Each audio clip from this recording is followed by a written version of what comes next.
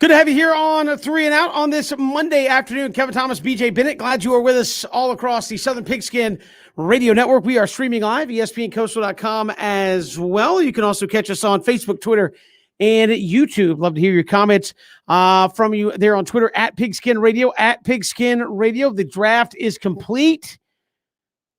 Your thoughts on the NFL draft, Falcons, Jags fans. Love to hear from you on that. A horrible weekend for the Braves playing Toronto in Florida. We'll get to that coming up as well here on the show, as obviously coming out of a huge event. I saw BJ Roger Goodell saying they had like 150,000 fans over the course of the 3-day event there for the draft. So by far the largest sporting, quote unquote, sporting event we've had in almost a year and a half, dealing with pandemic stuff. So the draft, though, Jags, I think, came out of the gates swinging, man. Trevor Lawrence, we knew, but then followed up with Travis Etienne.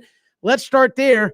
How do you think the Jaguars managed the draft? Of course, they started off round number 2 with Tyson Campbell out of Georgia.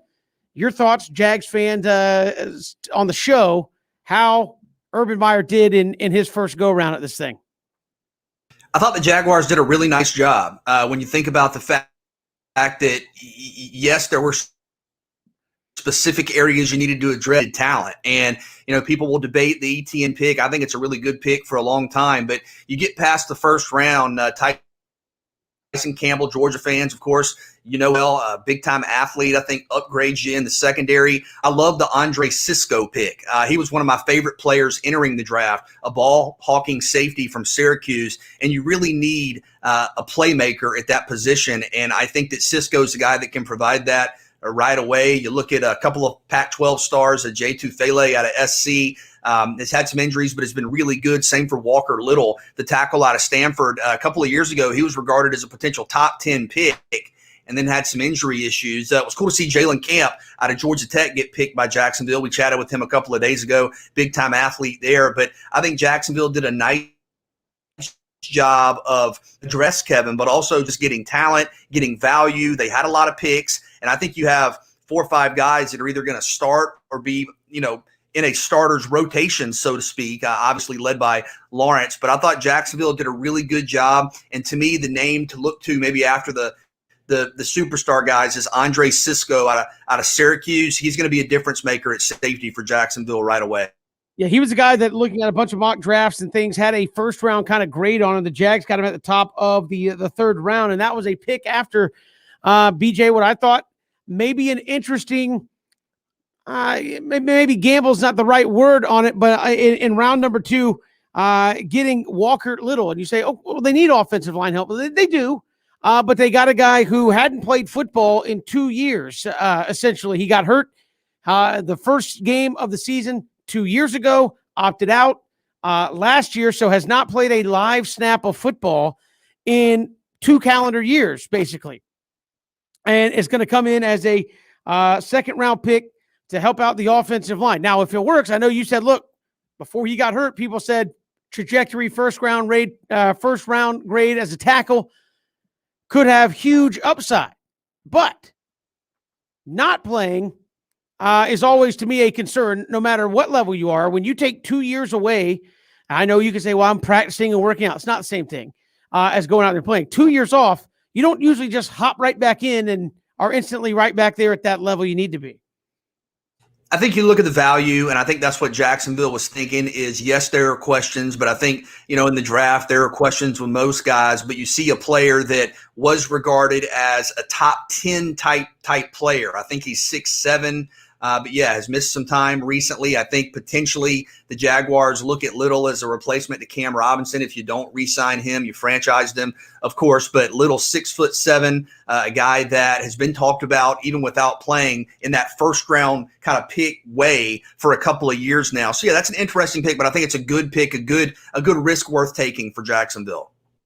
All in all, if you had to give a grade to Jacksonville, where are you going with what Urban Meyer was able to do in his first time? I think an A. I mean, picking you up, you didn't. That would have been just inexplicable. But you get Trevor Lawrence, you get the franchise quarterback. I thought Etienne made sense from a playmaking standpoint. You upgraded the secondary. You focused some on the line of scrimmage. You got a tight end. I think I give Jacksonville a solid A. What about you? I would say an A. And again, I know I think outside of Trevor Lawrence, they still did an A. I mean, we kind of knew they were going to do Trevor Lawrence the whole way along there, but I give them an A. I think they did a good job. Now they've got to go out and get it done on the field and see if it lives up to that. How about the Atlanta Falcons? I think we all kind of agreed on Friday. Kyle Pitts, if you weren't going to go quarterback, was a heck of a pick. I mean, that was the way to go. Then Falcons follow it up on Friday. They get Richie Grant out of Central Florida, the safety. They go offensive tackle. They kind of alternated between offense and defense, but spent a lot of time in the defensive backfield, offensive and defensive lines throughout the remainder of the draft. Outside of Kyle Pitts, how'd you like how they maneuvered the weekend? I thought they did a good job as well. So we're going to be impact guys right away. I really like Jalen Mayfield, the offensive tackle out of Michigan. He was a guy that I saw a lot of mocks having him in the first round. He's 6'5", 330, probably able to come in and play right away. I think there's a chance both he and Drew Dalman, the center out of Stanford, you needed to address the defensive line. You did that with Taquan Graham and Adetokunbo Ogundeji. Those are guys that were very productive in college, big-time producers. I think to get the value you got in the fifth round with those players makes a lot of sense. You added a playmaker at wide receiver late, Frank Darby out of Arizona State, who was very productive on the West Coast. I think Darren Hall, the cornerback out of San Diego State, so he's going to be able to play right away. Same with Richie Grant, who was really good down in Orlando for UCF, and is kind of a playmaker, not too dissimilar from Cisco with what the Jaguars got there. But I think Atlanta did a good job, and to me, when I look at their overall board outside of Pitts, obviously, I think you with Jalen Mayfield in the third round, the tackle out of Michigan. I mean, I'd say maybe like a B- for me. I think you spent 3 picks on defensive backs. You just drafted a defensive back first round last year. I know you got a new coaching staff who maybe wants to do things their way. I thought with as deep as it was, kind of disappointed that at some point in the mid rounds, the Falcons didn't go running back. I mean, I know you've got some free agent pickups, but I thought given the depth of running, because you're talking day 2, even the start of day 3, there was some pretty good running backs sitting there on the board that I thought, man, you've invested in Kyle Pitts. You've obviously given the vote of confidence to Matt Ryan. You've got the receiving weapons. Go invest in a young running back that can kind of be the bell cow for you, or at the very least, they mix it up back, because as we've said a number of times on the show, one running back in the National Football League ain't going to cut it. I mean, you've got to have 2 at least to try to make it there. So I give the Falcons kind of a B- for their draft. I know their first go around there, but I think a home run pick with the first one. Grant, I thought was pretty solid there in round number 2, but I kind of thought they could have done a little bit better at certain spots in the draft, maybe going running back, maybe going D tackle a little bit earlier in the draft than they did. I mean, obviously these are, nitpicky things that you evaluate drafts on, but for me, I kind of wish they would address that running back position at some point in the draft. And I know some people were not happy about not getting a running back. Others saying, hey, could you rub it earlier? Maybe I think you're very happy with the guys you got. I think a B is fair. Kyle Pitts is extraordinary, once in a lifetime. Some of the other guys, look, the value is there. You'll have to kind of wait and see. You didn't have the draft equity that Jacksonville did. Jacksonville, obviously, with 2 top 25 picks and then 33 and then 45. So I think the Jaguars are able to bring in a little more star power just based on what they entered the draft with. But again, I really like the Jalen Mayfield pick. I think Ogundeji out of Notre Dame, very productive player. I think he's going to be an impact guy. I think Dalman at Stanford, you needed an interior lineman, a center. I think that was a smart pick. And the guys at corner, Darren Hall and Avery Williams are going to have a chance to play right away. There's going to be opportunities there for those guys. So I think it was a good draft. I think it's a draft you feel positive about. And I know we talked about it on Friday, but man, with Pitts, I mean, my heavens, you have one of the best picks of the whole draft. I think Atlanta did. Terry Fontenot and staff did a nice. Yeah, interesting first go around there for Terry Fontenot and Arthur Smith.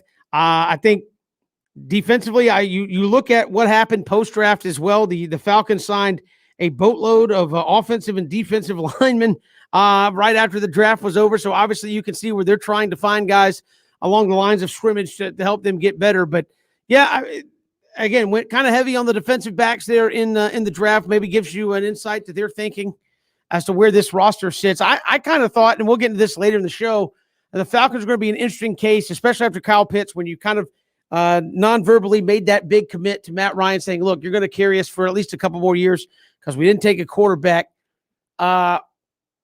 Where this team thinks they're headed. I mean, I think this is going to be a good roster regardless. I think just having a new coach in there, new staff, new way of doing things, this Falcons team would have been better given the personnel they have. So I was kind of hoping maybe a couple different picks here and there, but all in all, like I said, it wasn't the best draft out there, but it was solid, and so that's why I gave it B minus for the draft grade. We'll see how many of these guys come in. Obviously, Kyle Pitts is going to play and play a lot and play right away. We've got more to come on the draft as we go throughout the show. Also, the Braves, just a rough weekend. We'll get to that when we return. So much happening with them, but there was not much exciting to talk about. But we'll try to when we get back. It's 3 and Out on the Southern Pigskin Radio Network.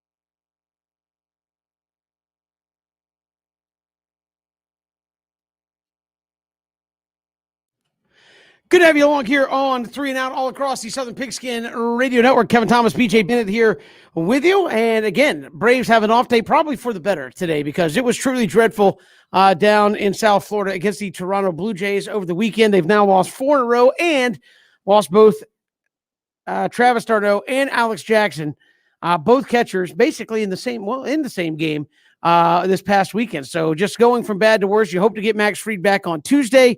And, of course, Mike Soroka still a ways out. But this team has dealt BJ with injuries pretty much all season long, from Christian Pache missing time, into Inciarte's missed time. I think Ozzie Albies had a little bit of a thing for a couple of days there. I mean, this has been a team that has dealt with injuries from the jump here in 2021. That's not something they've really dealt with that much in the last 3 years winning the division. I know Acuna missed a little bit of time, but we haven't seen the kind of widespread roster injury situation like we've seen so far here in 2021. Yeah, you have not been lucky, whereas maybe in the past you have been. This year already you've been hit pretty hard, and obviously the recent news with Mike Soroka, when we thought he was going to be back, maybe by now, it looks like it's going to be another 6-8 weeks at least before we see difficult. I think losing Travis d'Arnaud is a big-time blow for a couple of reasons. Well, first and foremost, even though he's been struggling some at the plate, he's a really good offensive catcher. That's an important thing on your team defensively, and developing the pitchers and helping to call a game, especially when you have young guys out there like Atlanta has often. So but Kevin, I obviously defer to you when it comes to the Braves, but I think it's okay to have a little concern at this point when you talk about 3 losing streaks of at least 4 games. I think a lot of people, if you were to ask, hey, what's wrong with the Braves, they would say offense, but I don't think that's the case. Atlanta is second in the majors in home runs and 12th in average. They are last in team ERA. Your team ERA is almost 5.1, which is last. No team is worse in all of baseball. So I think you got to figure out a way, even with the injuries, to be a little more efficient on the mound. Yeah, I think that's a good bit of it. Also, this team has put themselves in positions to win games late, and they just haven't been able to capitalize. I think you look at the last 3 years under Brian Snitker, they've been the best team in baseball in the late innings. Well, that is one thing I think you look at and just say the odds of that continuing just at that rate were probably not great. Just to say, hey, this for here on out, we're just going to be the best team in baseball, 8th, 9th inning that there is. So we've seen a number of times where the Braves were up 3-2 in the 8th inning or in a 1-run ball game late, and it just hasn't gone their way the way it has a lot. Some of that is, timing. Some of that's, luck, the way it goes. You miss guys like Charlie Culberson and others. I think you look at just the dynamics of 2021 baseball and what the Braves have decided to do here in terms of managing their roster. I know with the DH implored, was it Saturday? Saturday? I think it was Saturday. I heard them say you had the DH implored, and with all you had going on in the bullpen, you had 2 bench players. 2. So you're playing your 8 in the field, and you have a DH, and you have 2 other guys who can contribute in any kind of way for you. That's tough. And then you saw d'Arnaud go down. It goes to Alex Jackson. Now you're down to 1 guy on your bench. And I think you look at even last year where you could go to Charlie Culberson, you could pull a Camargo in there late to pull up a pinch hit and make something happen. And you, outside of Sandoval, you haven't had that magic coming off the bench here in 2021. And it looks like the Braves, like a lot of teams did, and I get their thinking why, coming off a 60-game season, you're doing a little bit of long-term thinking here, saying, look, we coming off a 60-game season, now we're going to ramp all these guys back up for 162. We're going to need extra pitching. And that hasn't played in the Braves' favor either to go along with the injuries. You've had a number of opportunities where you probably could have, should have won. I know that's a dangerous game to play, BJ, obviously in sports, but that you didn't win. And I think in the last couple of years, they've had those games go their way. I think if it's encouraging is you feel like the starting pitching should get better because you get Max Fried back. You will have Mike Soroka back at some point. The bullpen, I think you just need to find a hot hand out there and try to lean on them a little bit. But you feel like the starting pitching will get better. And through it all, you're still a couple of games out of first place in the National League, which has been brutal. Everybody said it was going to be tough. It has been nothing short of absolutely brutal. Teams beating up on each other. So I think there's some of that. I think once the Braves have gone out, outside of this Toronto series, when they've gone outside of the National League East, they've actually fared pretty well. I mean, they've handled the Cubs pretty nicely. I think they split with the Yankees. So being in the National League East is going to be tough. And right now, through it all, you're 2.5 games out of first. It could be a lot worse, and thankfully it isn't. Well, sure. I've been swept by the fact that the rest of the division has either, however you perceive it, been a disappointment or has kind of beat up on each other. You haven't had a team in the National League East kind of pull away, and the Braves have been able to, stay in the mix because of that. And it is still early. Of course, you have about a Major League Baseball team in early May. It is understood that it is early May, and you're still a ways away from kind of meltdown time. But here to look and have some criticisms. And I mean, even there was a misevaluation in terms of the value of some of the bullpen guys from last year. Mark Melancon, obviously being a closer. Darren O'Day being a situational guy. You haven't been great in those spots this year. I think Shane Green in the 7th or 8th inning. You've missed the combination of Melancon, Green, and O'Day, I think, pretty significantly. And then you go to the starting rotation. I mean, look, Soroka is what it is. There's nothing you can do about that. Nobody anticipated Max Fried to get off to the start he had and, deal with the hamstring or whatever's going on there. If he can come close to himself, that's a major boost. I mean, that's a game changer. I think it's fair to be, quite frankly, just a little bit disappointed with what you've seen. That he's obviously been a great pro, multiple-time All-Star. You love the leadership he's brought, but right now his ERA is above 5. And when you look at the fact that he was brought in to kind of be the stabilizer on a pretty young rotation, I think you need a little more, and I think you will get more. I think he'll improve moving forward, but I think you need a little better efficiency from Charlie Morton. I mean, Kevin, thank goodness for Huascar Ynoa and for the most part Ian Anderson. I mean, those guys have stabilized you to a certain extent, but you've just got to get better. I mean, is there anything? Do you think Shane Green's an option, or at this point are you just waiting for guys to get healthy? I mean, I think some of it is you are waiting for guys to get healthy. I mean, Shane Green, obviously, you would feel like if the Braves wanted him bad enough, they could go out and get him. I just look at this team and they just haven't had a lot of cohesion here early in terms of their play. And I know baseball, you're just not going to win every day. I mean, that's just not how it goes. So I think that some of the frustration people thought because of what they've done the last couple of years, I think people had this misconception that the Braves were going to come out and be up 10 games already in their division. And that's just how it was going to be because they were so loaded with talent. It was very good. I mean, the Braves are 2 games out. I said 2.5. They're 2 games out after Sunday Night Baseball in the division, which is more than manageable. They actually have the same number of wins as the Nationals, who are tied for first place. So they've played more games than the Nationals. They played more games than the Mets as well. Actually have more wins than the New York Mets, who are also tied for first place. I just look at it and say, look, this is a stretch at the beginning where they are still trying to find their way, and there's teams that do that. Again, the Nationals, one of the worst records in baseball coming into the All-Star break, the year they won the whole thing. The first 30, 40 games, they were terrible and ended up winning the whole thing. Now, do the Braves have some work to do? Yes, absolutely they do. But I by no means think this means that, throw your hands up and scrap the whole thing. It's not working. I mean, one of the worst teams in the National League right now, any clue who it is over the last 10 games? Care to take a guess?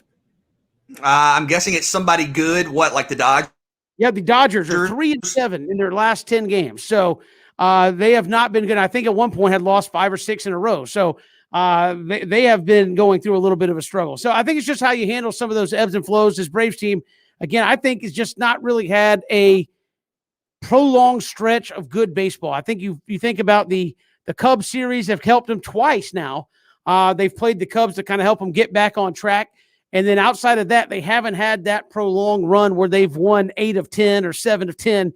And you really feel like, okay, this is some high-level baseball that they're playing right now. It's been, Travis d'Arnaud goes down now. Alex Jackson's got a hammy. Or Christian Pache needs to go on the disabled list with a little bit of hamstring issue.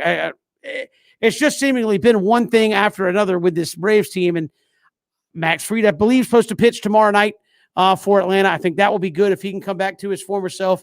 But to me, this team has not had a stretch, and by stretch, I'll usually put it in that 10-game window of what you would consider really good, solid baseball. It's been a lot of 500 baseball, maybe a series of good play and followed up by a series of bad play. So if they can find themselves consistency, I think, again, come late June, early July towards the All-Star break, we might be talking about a different story with this Atlanta Braves team.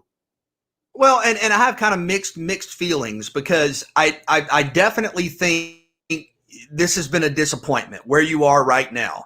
I know you talked about, hey, you have the same number of wins as the Nats and you're only a couple of games out of first. Well, you also only have one team in the National League that has more losses than you, and that's the Rockies. So only the Rockies have more losses than the Braves in the National League. Now a number of teams are tied with 16 losses. So that phraseology, you can kind of phrase things to make it look a certain way. But I do think that the Braves have an improved stretch coming because you are going to have a market correction. I know some people have said, well, Acuna is going to come back down and he's not going to hit 350. Yeah, you're going to have statistical changes that go the other way, right? Like Ozzie Albies not hit 220. Marcell Ozuna is not going to hit 210. Dansby Swanson is not going to hit 200. Charlie Morton's not going to have an ERA of 5.5. So some of this stuff is going to correct. And when it does, you're going to get hot, you're going to win games. And you're right. I think you're going to win 8 out of 12 or 7 out of 10 or something like that. And you'll be in a different spot. The only thing that makes me a little nervous is, we always say games count the same. And I think if you get to the end of the regular season and you're in a 1-2 game kind of battle, which I think we're anticipating, you're going to look back and say, man, before we even got to May, we had 3 different 4-game losing streaks. And so I'll say what I said last week. I think these games coming up are important. Kind of counts as a game and a half, if you will, because obviously if you win, the team you're playing gets the loss. So it's a more important game mathematically than when you play the Cubs or the Yankees. So a big stretch coming up. I agree with you, Kevin. Breath, a lot of baseball left, but I do think you have seen some performances on the mound. Yeah, and again, we'll see what happens tomorrow when the Braves are in D.C. taking on the Washington Nationals. We've got so much to get to here on the show besides the Braves. And, we saw William Contreras get the call up there at the catcher spot. I know a lot of folks are high on him potentially and thought maybe he would be on the roster as the backup to Travis d'Arnaud when the season started. We'll look more at that. A lot of draft talk. Georgia with a big weekend in terms of the draft. We'll get to that and more. It's 3 and Out all across the Southern Pigskin Radio Network. We are streaming live at ESPNCoastal.com.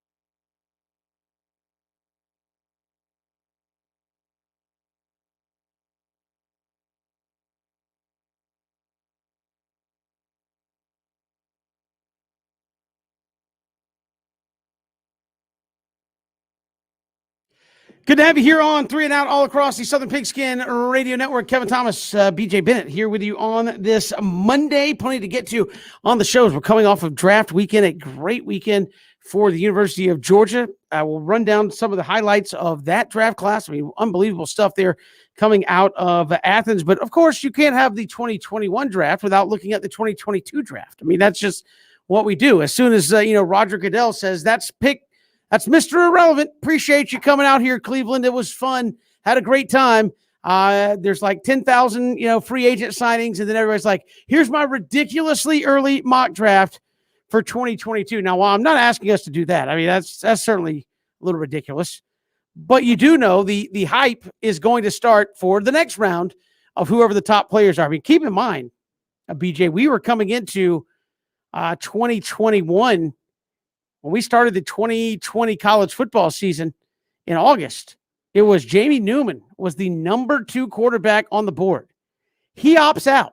Everybody's like, hey, he's preparing for the NFL draft. He's looking out for his own best interests, health, etc. Get all that. But he goes undrafted within the span of 9 months. So a lot can happen here with the draft. But who do you think is going to be the first QB that everybody's taken off there looking at coming off the board number 1 in 2022?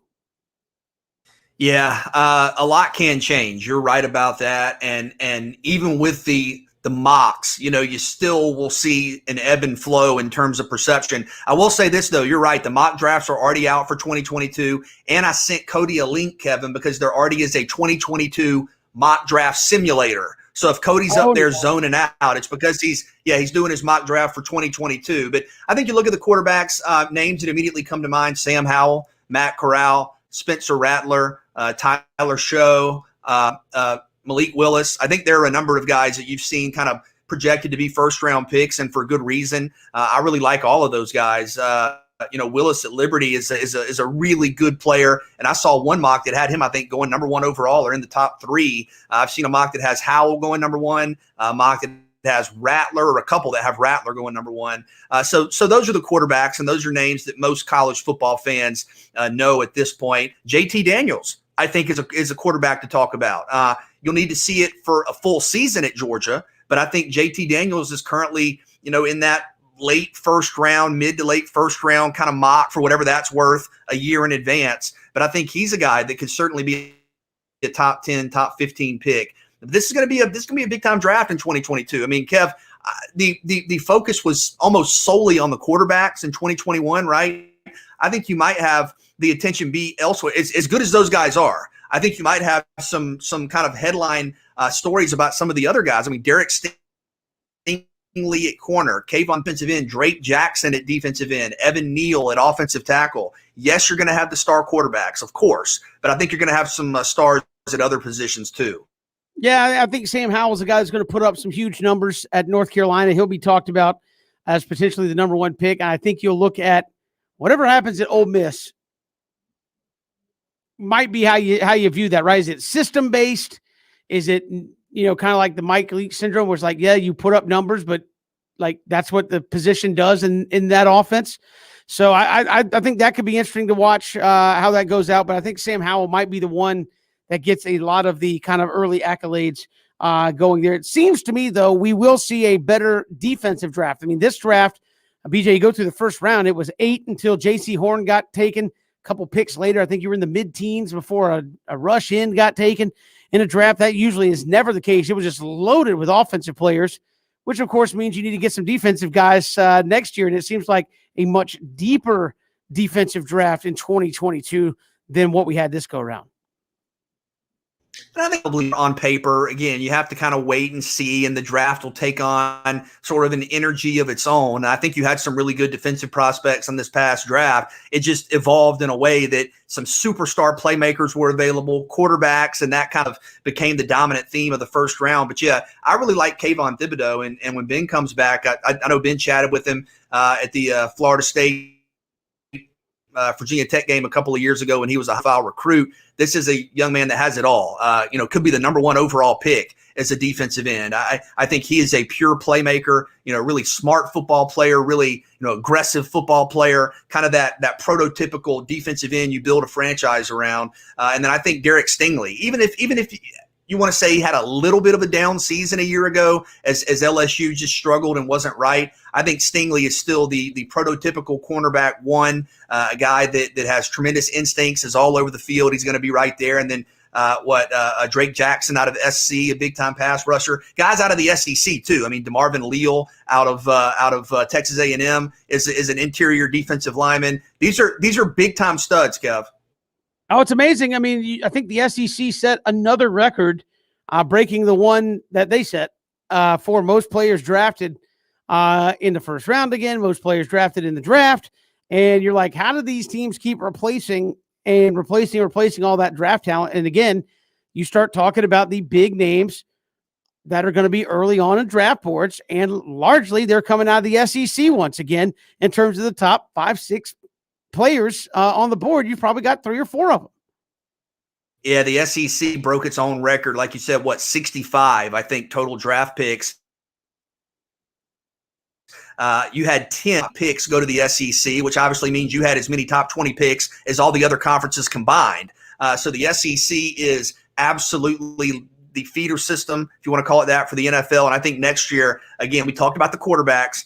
Matt Corral is going to be one of those guys. JT Daniels has a chance to be one of those guys. But I think Derek Stingley, the cornerback out of LSU, and then I know offensive linemen don't always get the hype, but Evan Neal came in as a true freshman, played tackle right away at Alabama, was great, was obviously spectacular last year. You think about the Alabama O-line with Leatherwood and Dickerson and Deontay Brown, all of whom were just drafted. Neal was right there. And I think he's about 6'5", 340, big, physical, strong guy. I think there's a good chance Evan Neal goes in the top 5-7 here. But yeah, it's Alabama. It's LSU. It's Georgia. I mean, Georgia's going to have names right there. Obviously, Jordan Davis, the defensive tackle, other guys as well. So it's the same programs year in and year out, and the SEC is absolutely leading the way. Yeah, absolutely tore up the draft here in 2021. They look to do the same thing here in 2022. We've got more to come here on 3 and Out, including just an unbelievable feat of athleticism. We'll get to that when we come back. It's 3 and Out all across the Southern Pigskin Radio Network. We are streaming live at ESPNCoastal.com. Love to hear from you on Twitter as well at Pigskin Radio.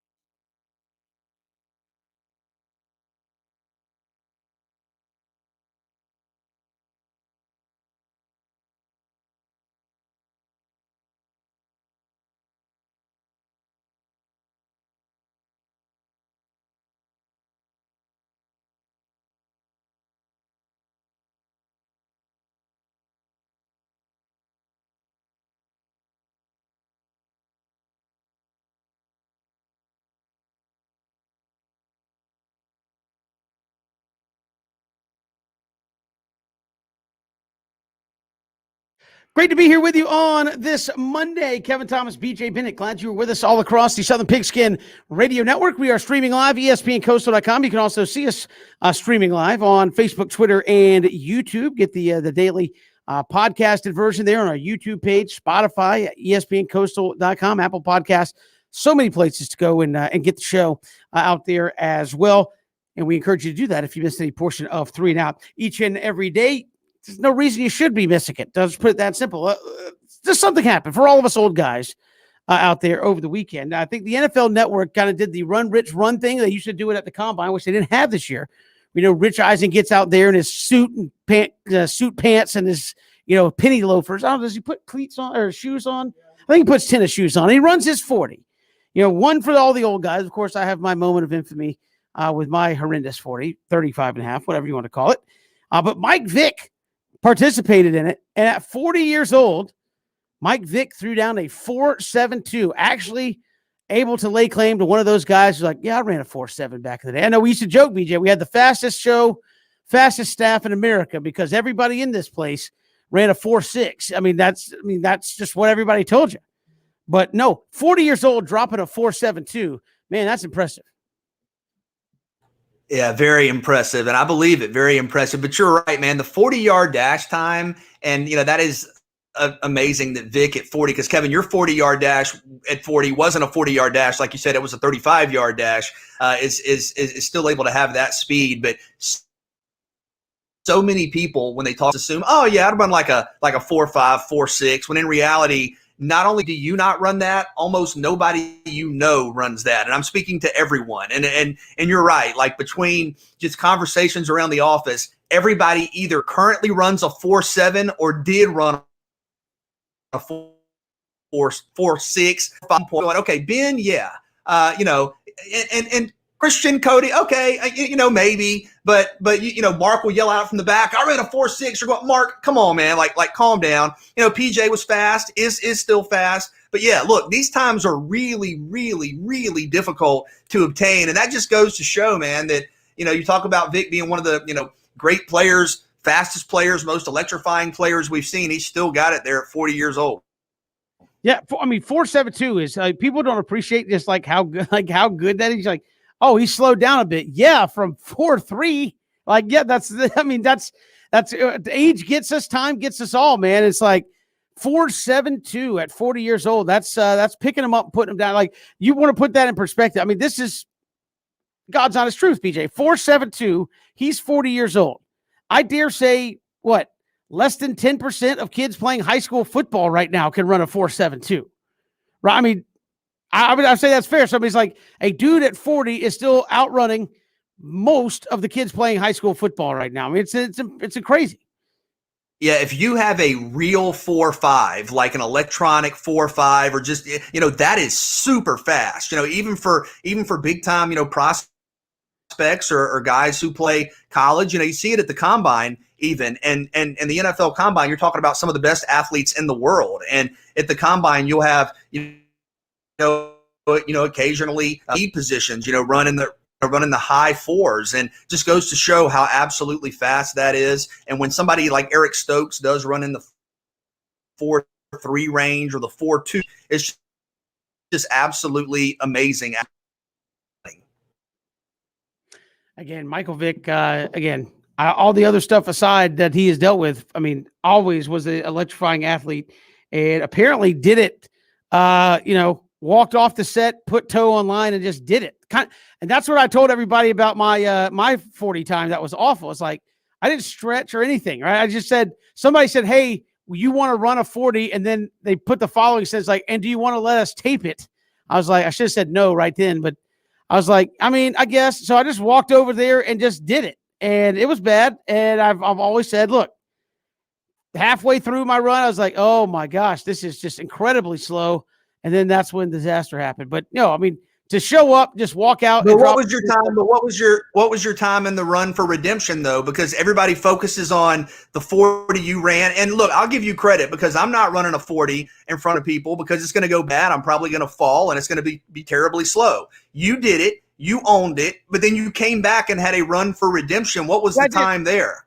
I don't know. It was I don't remember. It was not good. I did have remember when we were doing our football camps. I had a couple of the players ask me if I actually made it after I ran it the second time. I was like, "Thanks, man, appreciate that." But no, I think I ran it twice.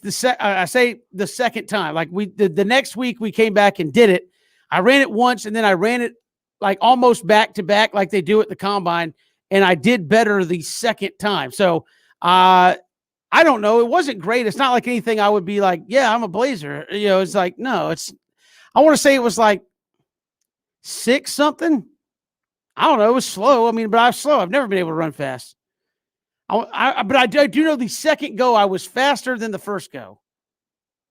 So all you needed was a little momentum. You needed to go through it physically so that your mind was ready for the run in a relatively okay time. Okay, I respect Yeah, that. I forget how old I was at the time. I was probably 35 or so, not really running, not really doing anything like that. So, I wasn't expecting much. I was like, if I can get 5, 6 seconds somewhere in there, that's fine. I mean, as long as it wasn't like 10. I mean, I was 10 seconds to run 40 yards, but I mean, it was all right. There was nothing to compare it to. There was no other old fat guys running out there with me to say, yeah, I at least beat that guy. So, it is what it is. I just wanted to prove that I could do it without falling over and looking like a fool. So, mission accomplished, I guess.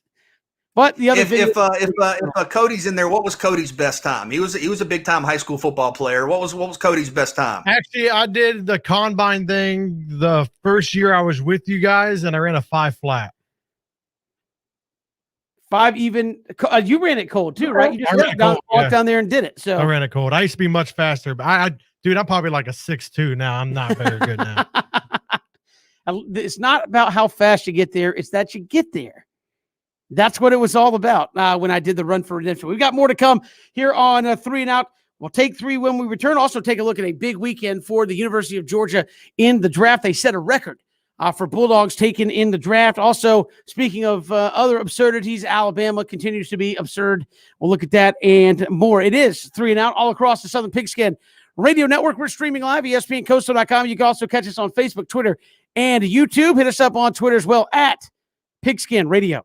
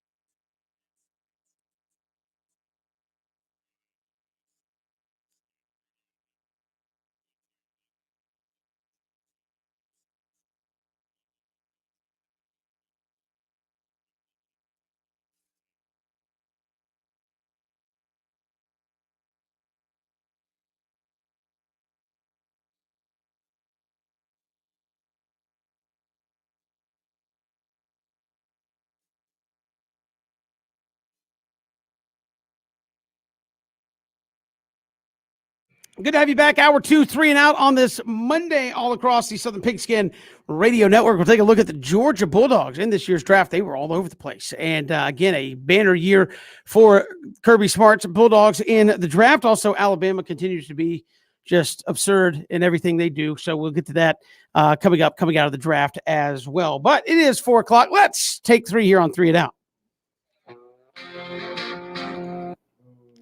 Cody, a little quick on the draw there. We'll take 3 here in 3, 2, and 1. Take 1. Which rookie pass catcher will have the most yards in 2021?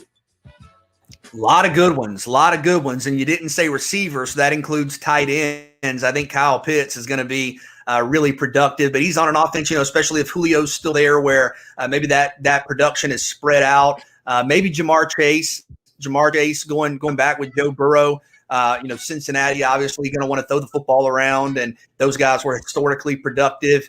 But something about Jalen Waddle. I think, and of course Smith. I mean, you have just a number of guys, but I think Waddle was off to such an incredible start last season, and to have him there with Tua, I think they're really going to make it a point to get him the football. Chase wouldn't surprise me. Smith wouldn't. Pitts wouldn't. None of them would surprise me. They're all so good. But I think I'll go with Jalen Waddle, maybe just to be a little bit different. I think he's a good one. I'll go Jamar Chase. I think obviously back with Joe Burrow, that's a hookup that is going to pay off. Now, well, he also has to stay upright. Does Joe Burrow to help that get facilitated? But I do think Jamar Chase, because he can kind of be that just get me the ball type wide receiver there for the Bengals, where I can go out and make some things happen. So I will say Jamar Chase, more yards. I think Kyle Pitts would be in the discussion, but I think he's not going to have as many of the 20, 30-yard opportunities that the other guys are going to have to get it in chunks. So I will say Jamar Chase going to lead it in yards right there. Take 2. Which undrafted free agent do you believe will be a star? Had some incredible players. Unfortunately, didn't get drafted. A couple of guys that come to mind. I think Dylan Moses out of Alabama. I think Marvin Wilson out of Florida State. I think Jamie, I guess Wake Forest is what you're saying with Jamie Newman, not Georgia. Yes. Those are guys that were incredibly productive, really good college players that I think are gonna be in the NFL for quite some time. Moses is down in Jacksonville, Kevin, and if he can get healthy, I think you're talking about not only him being a good player, but the Jaguars along the front 7 were not great a year ago, and you have Joe Schobert at linebacker, you have Miles Jack, of course, at linebacker, but I think there are some opportunities for playing time in Jacksonville at the linebacker position in a couple spots, but you have such a like. But I think there's a pretty good chance that Dylan Moses is making some plays for the Jaguars. Yeah, I hate to agree with you on this pick because there's so many guys to choose from, but I do think he's one of those guys, BJ, when you say who could be a star, that when we ran down in the show meeting, I was like, how did he not get drafted? Like, just he was such a good player there at Alabama. I know he had some injuries, but still, it's like, how did that dude not get drafted? And if you've got talent like that and you end up having to sign an undrafted free agent deal, I think he could really find himself landing in a good spot there in Jacksonville and become a star because he was such a great player at Alabama, and he didn't get drafted. I mean, just unbelievable. I would have thought at the worst in the middle rounds for a guy like that when it's all said and done. All right, take 3. Of course, we got to get ridiculous with it coming out of the draft with the over and unders that are already out now post-draft. Take a look at the Jacksonville Jaguars. Over under 6 wins. Yeah, and I know there's a lot of energy around the organization right now, and for good reason. You already had a young roster to begin with. We've talked about this a lot, even before you get to Lawrence. And the other guys, 25 and under, you're talking about James Robinson, DJ Shark, Laviska Shenault, Jawan Taylor, Josh Allen, Miles Jack, CJ Henderson. So your roster was already very young, and I think you were going to take a natural step forward regardless of kind of who you drafted. And then you bring in Trevor Lawrence, one of the top quarterback prospects in years. And, yeah, expectations should be higher. If I had to pick it, though, right now, I will say under, and maybe that's because it's right now. Maybe I'll feel a little bit differently in a couple of months when we get closer to the season. But you're talking about a team that won one game last year. And you're talking about a team that lost 15 in a row, lost 15 games in a row. And I think Trevor Lawrence is going to be fantastic. But I think the expectations that they're going to come in and be a playoff team right away, that's a lot. That's a lot for a team that won one game last year. And you still have questions at some of the offensive line spots. You still have questions along the interior of the defensive line. You still have some questions in the secondary. And then Ben has talked about this too, and I won't pretend to know it like he does, but you got to learn how to win. And very few guys on this roster have been consistent winners in the National Football League. So I think Jacksonville's going to be better. I think they're going to be in the playoffs very soon. I think everybody should be excited about the Jaguars. But if I had to just right now on May 3rd put a pick on it, I'll probably say under, because I think just there's a long way to go from where you were. I mean, how in good confidence you put Jacksonville over 6 wins? I know we had some people saying with a good draft 7 or 8, but how in good confidence you could say the Jags are going to go over 6 wins, as you said, losing 15 in a row. Not a lot of positivity other than, hey, we just drafted some good players. Well, those drafted players haven't played a game yet. So how do you then thusly go out there and think they're going to win? I mean, 1 to 7 wins would be a heck of a turnaround. I mean, a 6-win turnaround in the National Football League will be pretty nice, even with the extra game that you get added onto there. I'm with you, man. Rookie coach in the National Football League and Urban Meyer, a lot of young players on this roster. None of that spells 7-8 wins. Like, none of that. And so I'm going to go under with you as well. Let's move over to the Falcons for kind of a part B here on Take 3. The early over-under on Atlanta is at 7.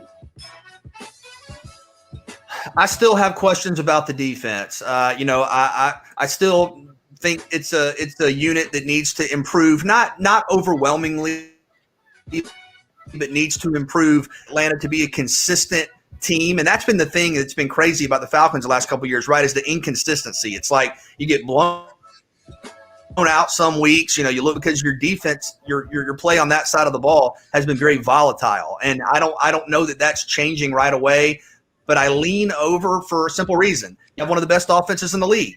You have one of the top quarterbacks in the league in Matt Ryan. I know he's getting older, but he was in the top 5 in the league in passing yards last year. It's still very proficient. And maybe I'll feel differently here if in 2 months the Atlanta Falcons don't have Julio Jones, but as currently constituted, you have Julio Jones, you have Russell Gage, you have Calvin Ridley, who they just extended, you have Kyle Pitts, you have Hayden Hurst. I mean, this is a really dynamic offense. I mean, right up there with whoever you want to say in the NFL. I mean, the weapons are incredible. And I think Pitts is a generational tight end. And if you're a defense and you're looking at a situation where the Atlanta Falcons run out Julio, Calvin Ridley, Russell Gage, Kyle Pitts, maybe a 2 tight end set with Pitts and Hurst, I don't know how you defend that. Now, I think Atlanta's going to have to win some games 35-28. 38-31 potentially. And maybe that's not giving the young guys on this defense enough credit. You still have Grady Jarrett. I think Marlon Davidson is going to take a step forward. We'll see out of A.J. Terrell and some of those guys. But even though I don't feel good about the defense, I still think because of what you say over. I think it's over. And I think this would be a team that I think was going to do better regardless of what they did in the draft, because I think this was a team that largely underachieved. And when teams underachieve, I think you can lay that at the feet of coaching. And you made that coaching change. You got a new GM in there, new head coach in Arthur Smith. You actually drafted, I think when we get our draft grades, I said B minus on the thing. I think this was a team that, given the pieces they had, that team was better than their record indicated. Now, I know you love to quote what Bill Parcells quote, "You are what your record says you are." And at the end of the day, yep, that's true. But I do think that was a team that was better than they put forth in 2020. I just believe that. And thusly, I think with a solid draft class, which I think they have, I think they go over 7. I mean, even if you go 8 wins, remember the extra game there, that's what, 8 and 9. So I think they can. Okay, let me ask you this. If they have to move on from Julio for cap reasons, do you still feel the same way? Yes. Again, and you say, well, why would you say that? Well, because you've played largely the last couple of seasons without Julio for at least a handful of games due to injury. I think a couple of years ago, we were talking with D. Orlando Ledbetter, who said, look, Julio Jones wants a new contract. He has 3 touchdowns. 3. I think that can be replaced. Three touchdowns can be replaced. It may have to be across a couple of guys, but I think losing Julio Jones would hurt. But you also have multiple dudes on that roster who are capable of stepping up and filling a new role and making plays. I think this offense is going to be good. I really do. I wish they would have added a running back in the draft, but I think this is an offense that's going to be good. Defensively, can they be marginally better? If they're marginally better, they're over 7.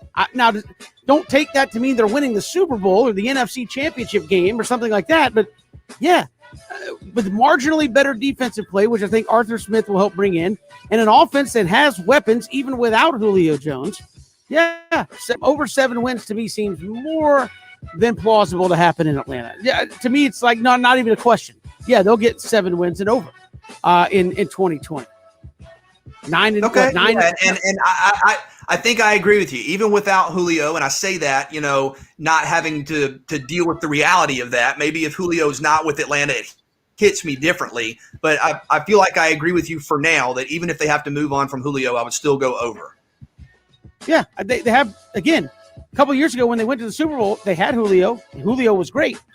And I think if not for not making it there on 3rd down and the greatest comeback in the Super Bowl by Tom Brady, Julio Jones may have one of the most memorable catches in the Super Bowl if the Falcons end up winning that game. If you remember, it was 3rd down. It caught one tiptoeing on the sideline to extend the drive. And a lot of people forget that because of how the rest of the game played out, and you had, a couple miracle catches taking place there for New England. But I think that would have gone down as one of the clutch catches in Super Bowl history had the Falcons finished the deal. However, also that same year, Matt Ryan threw, I think, touchdown passes to 12, 13, 14, something like that, something crazy. Like 12 different guys caught a touchdown pass from Matt Ryan. So you have a guy that knows how to distribute the football and get it done. I think if they have to move on from Julio, I mean, from a football standpoint, it stinks, but I think they'll be fine. They have a guy that can distribute the football, and you have weapons on this team to go out there and get it done. And you just drafted what you think, and a lot of other people think, might be the most freakish tight end that there's been, period, in terms of measurables. So, I think they can get it done and replace that production. We've got so much to get to here on this Monday. That's Take 3, kind of a late ad. We're going to chat with Rennie Curran, former Georgia Bulldog. He'll join us in about 15 minutes, and we'll talk about Georgia and their big weekend in the NFL draft. They set a record for most Bulldogs drafted in one draft. So he'll join us in just a little bit. We'll come back. We'll take a look at speed records in the draft. Alabama what else can you say at this point? But we'll try to. We'll break it down when we come back. It's 3 and Out on the Southern Pigskin Radio Network.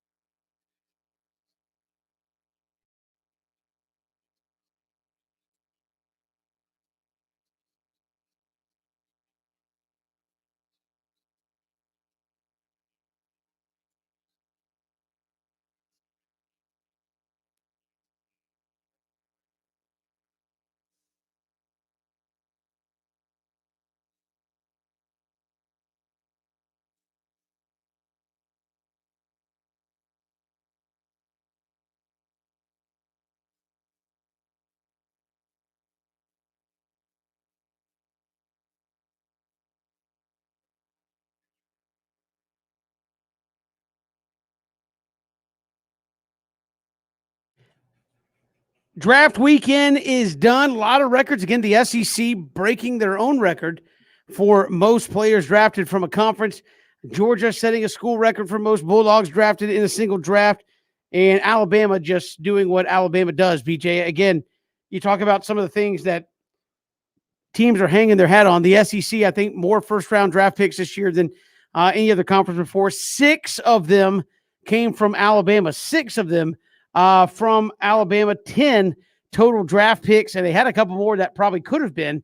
When you think about this, you play 22 guys that start, and you had 10 guys drafted. So almost half of your starters, and again, it's college, so let's not assume all of your starters were seniors, right? So, but basically half your starters got drafted here in 2021. That is insane. And this year marked 5 consecutive years of having 9+ players drafted into the National Football League for Nick Saban. And he's had more first-round draft picks. This is insane. This is per Josh Pate on 247 Sports. More first-round draft picks at 39 than he's had losses at Alabama, 23. That's just stupid. That's pretty good. Yeah, it's astonishing. And you mentioned 6 first-round picks. You had 8 of the top 38 picks. So 8 of the top 38 went to Alabama, and then you had 10 overall. I mean, it's extraordinary. It's college football's playmaking hub. Alabama is. And, for the longest time, you thought about Alabama and you thought about defensive linemen and linebackers, and it's still that, offensive linemen, but wide receivers. I mean, 2 wide receivers in the top 10 in Waddle and Smith. And that's after what you saw the year prior, obviously, with Jerry Jeudy and Henry Ruggs, both going in the top 15, I believe. So it's incredible. Another quarterback in the top half of the first round. And what's amazing, Kevin, and this is just so Alabama, is, normally when you think about specialists, kickers, punters, long snappers, those guys oftentimes get free agent deals, undrafted free agent deals. Alabama had a long snapper taken in the 6th round. A long snapper, Thomas Fletcher, by the Carolina Panthers. So not only is Alabama having quarterbacks and wide receivers and offensive linemen, defensive linemen, corners, safety, long snappers are getting drafted. And apparently Fletcher is the top long snapper out there, per a lot of pundits. So it's incredible. The consistency is stunning. It's at every position on the field. As we, the Alabama quarterbacks, I mean, not long ago, had Mac Jones, Tua Tagovailoa, and Jalen Hurts on the same team, all in the same quarterback room. And, Hurts is a starter, obviously. Tua is a starter. We'll see with Mac, probably not right away, but it's amazing what we've seen out of Alabama. They are the closest thing to an NFL team we have in college, and it's going to be more the same next year. And the playmakers, Kevin, that's what stands out to me the last few seasons. Sure. And that's what happens when you get the top 1 or 2 draft recruiting classes every single year in college football. And as we was talking about, Dylan Moses, undrafted free agent. They had a couple more guys who were signing deals post-draft. So, I mean, literally when half of your starters signed, BJ, that's insane. I mean, to put that in perspective, knowing that some guys aren't allowed to go to the draft, if you're lucky, most teams may have 4 or 5, maybe 2. For some teams in the draft. They had 10 and 6 in the first round. And I remember people were working the percentages. They were like, wait a minute. So they had 6 first rounders. I mean, my math stinks, but that's getting up over 20% of the first round came from one school. That's insane. I mean, and you talk about that from a college football standpoint, BJ. I mean, it is impressive. But at the same time, when people say, I'm sick and tired of Alabama winning, why can't we get over the hump? There you go. I mean, when you're putting 6 first rounders out there, when you've gone 5 straight years of 9 or more players, so that's at bare minimum 45 guys drafted off your roster in the last 5 years. I mean, that's essentially a full recruiting cycle for the roster. And you've had 45 guys, or roughly of your 85-man scholarship, over half the roster has been put in the National Football League. That's the mountain you're trying to climb there, and it's only getting worse. I'm sure next year they'll have 7 or 8 more guys potentially drafted into the National Football League. And so when you're like, why can't anybody beat Alabama? I mean, that's the mountain right now you're trying to climb, is where they literally have Sunday guys playing on Saturday. And not just one. I mean, we see that all over. BJ, you follow Southern college football, and you're like, oh man, Miami's got a dude at defensive end. He's really disruptive and helped Miami win a lot of games. Well, Alabama's got two of those guys, and then they got two more guys behind that playing linebacker, and it's amazing the amount of talent I don't think people appreciate. I mean, you look at this state and people say, Kirby, why can't he beat Georgia? Well, he's trying. I mean, Georgia had 9 guys taken themselves. So that's the kind of level you're talking about to be able to try to knock off Alabama and potentially Clemson at some point with what they're doing, putting into the National Football League at the next level. And look, if you get a chance in the NFL, you're a star, okay? But these Alabama guys aren't just getting chances. Like I said, 8 guys went in the top 38. Waddle, Surtain, Smith, Jones, Leatherwood, Harris, Dickerson, Barmore, all in the top 38. And a lot of people thought Barmore and Dickerson were going to go higher. I mean, you could have had 2 more first-round picks. So it really is incredible. I was reading a note that said it's the first time in consecutive years a team has had a quarterback and 2 receivers taken in the first round. So you go back last year with Tua and then Ruggs and Judy. And then the very next year, Mack, and you're talking about obviously Devonta Smith and Jalen Waddle. And what's amazing is Waddle at times, and again, this is not a negative, it's just the talent that's Waddle at times the last couple of years has been Alabama's 4th option at receiver, and he just went in the top 6 of the NFL draft. When he was at that, maybe he was number 1, 2, 3, whatever, but he was one of 4 or 5 guys, and he just went in the top 6. So it's absurd. It's absurd to think about. I mean, the offensive line, as we've said, often overlooked. You had 3 guys who had finished their college career: Leatherwood, Deontay Brown, Landon Dickerson, all in the NFL. And again, Leatherwood, first-round pick, Dickerson, second-round pick. I mean, it's right there. And, you think about, obviously, Najee Harris, what he did, first-round pick. You don't see a ton of first-round picks at running back. He and Etienne obviously changing that this year. But Alabama's the standard. And it's a good point you make, because you think about, and people ask this, you hear Georgia fans say, well, what's preventing us from being Alabama? Well, when you're Alabama, you're not just Alabama on Saturday. You're Alabama, with everything you do. You're number 1 in recruiting. You're number 1 in the draft. You're number 1 in facilities. Everything is, you're number 1 with paying your coaches. Alabama this fall is going to have the former head coach of the Jacksonville Jaguars, who took them to the AFC Championship game, coaching the O-line. And look, that's a big time job. If you're on Nick Saban's staff, you're going to be a head coach somewhere in a year or two. So that's Alabama, and you see that absolutely reinforced every NFL draft. Sure. And again, as you said, how about the guys who aren't even coaching on Saturday, that are the, analysts, if you will, who are there helping out? You're getting some big time advantages there at Alabama, and it pays off there on draft weekend. But you start looking at the numbers, and you're like, yeah, it pretty easily explains why Alabama does what they do on Saturdays in the fall. I mean, LSU had a record year the season before, right, in the draft. Alabama's had 9 or more for 5 straight years. 9 or more. That is a lot of dudes coming out of one program to the next level. We've got so much more to get to. Speaking of a lot of dudes, Georgia had 9 themselves this past draft weekend. That was a record for Bulldogs taken in the draft. Rennie Curran, he's a former Georgia Bulldog. He'll join us to talk about that and more when we return. It's 3 and Out all across the Southern Pigskin Radio Network.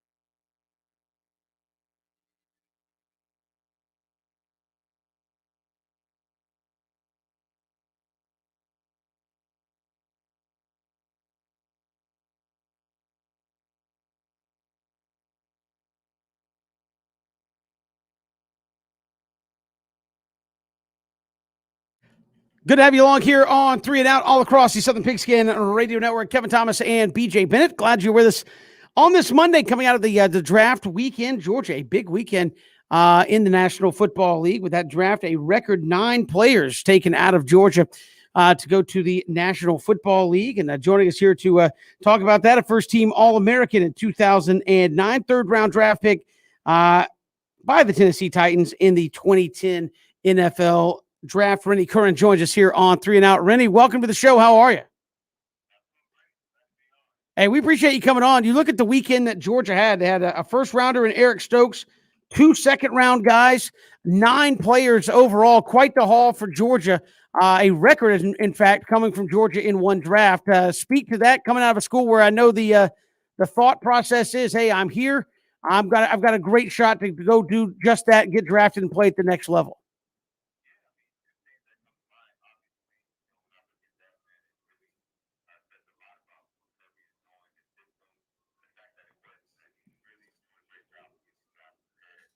Have an opportunity, which that's all you can ask for as a player coming to a D1 school like the University of Georgia, is that you have an opportunity to get to the next level, that you're able to position yourself to be able to feed your family, because that's ultimately why you go to college, right? To get that job opportunity to play in the NFL, or to get that degree and to set yourself up for success. So that really shows that he has a great system when it comes to preparing these guys.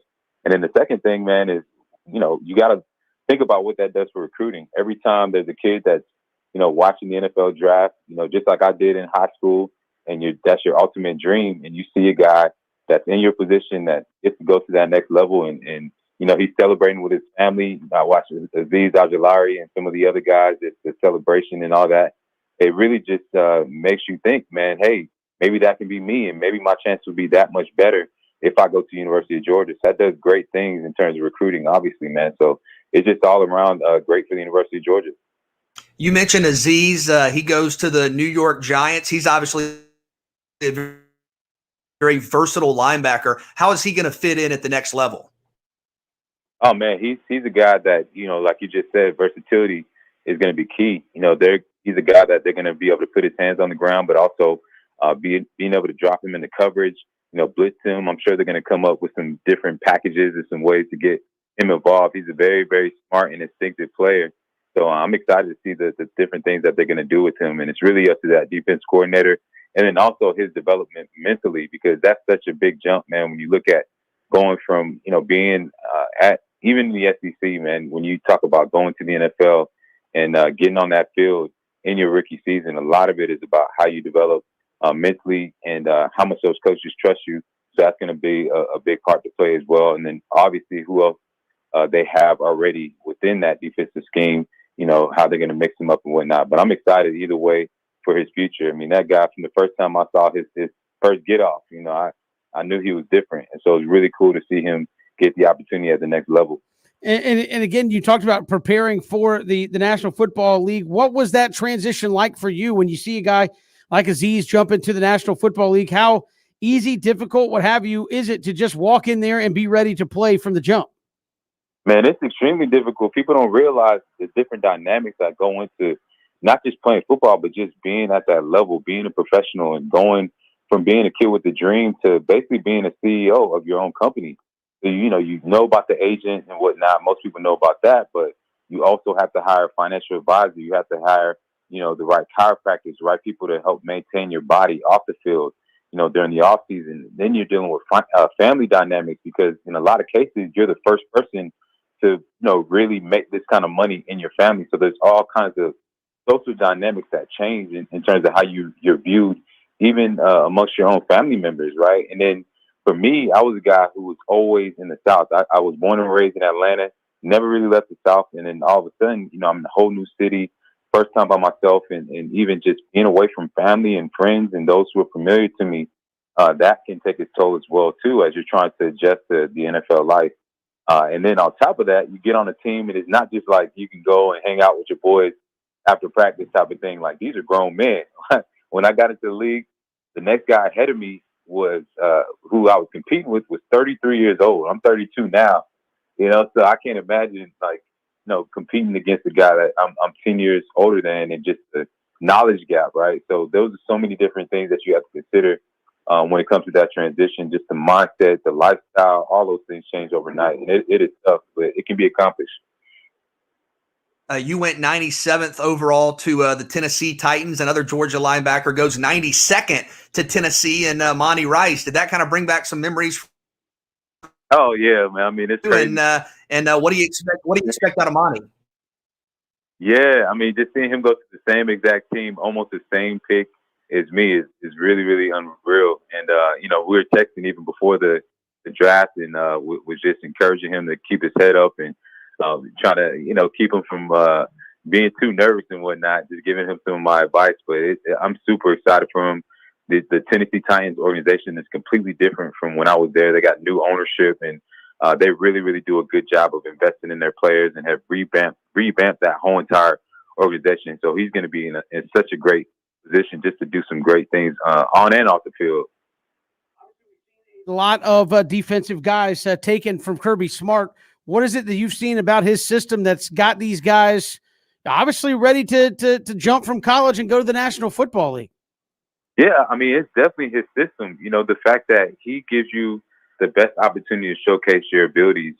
They blitz block. They really put guys in the position to make those game-changing plays. When you look at the DBs, when you look at the linebackers, I mean, from the front to the back, everybody's in the position to really make plays, whether it's on the first set of downs or on the third down plays. Like he does a great job of just showcasing his guys, and then how he rotates his guys as well. Like you're not going to have that one guy who's making a million tackles. Is going to be a defense by committee, which is what I've seen these last couple of years. You see the DBs making plays, you see the linemen making plays, and then he rotates them so you're always able to stay fresh, and that makes a huge difference. And then his defense that he runs, mimics that of the NFL defenses. When you look at that 3-4 defense, it translates right to the league, and so I think that's why you're seeing so much success. And of course, when you're one of the top defenses in the nation, I mean, that's going to lead to great things on the next level, and you get some opportunities to showcase what you can do.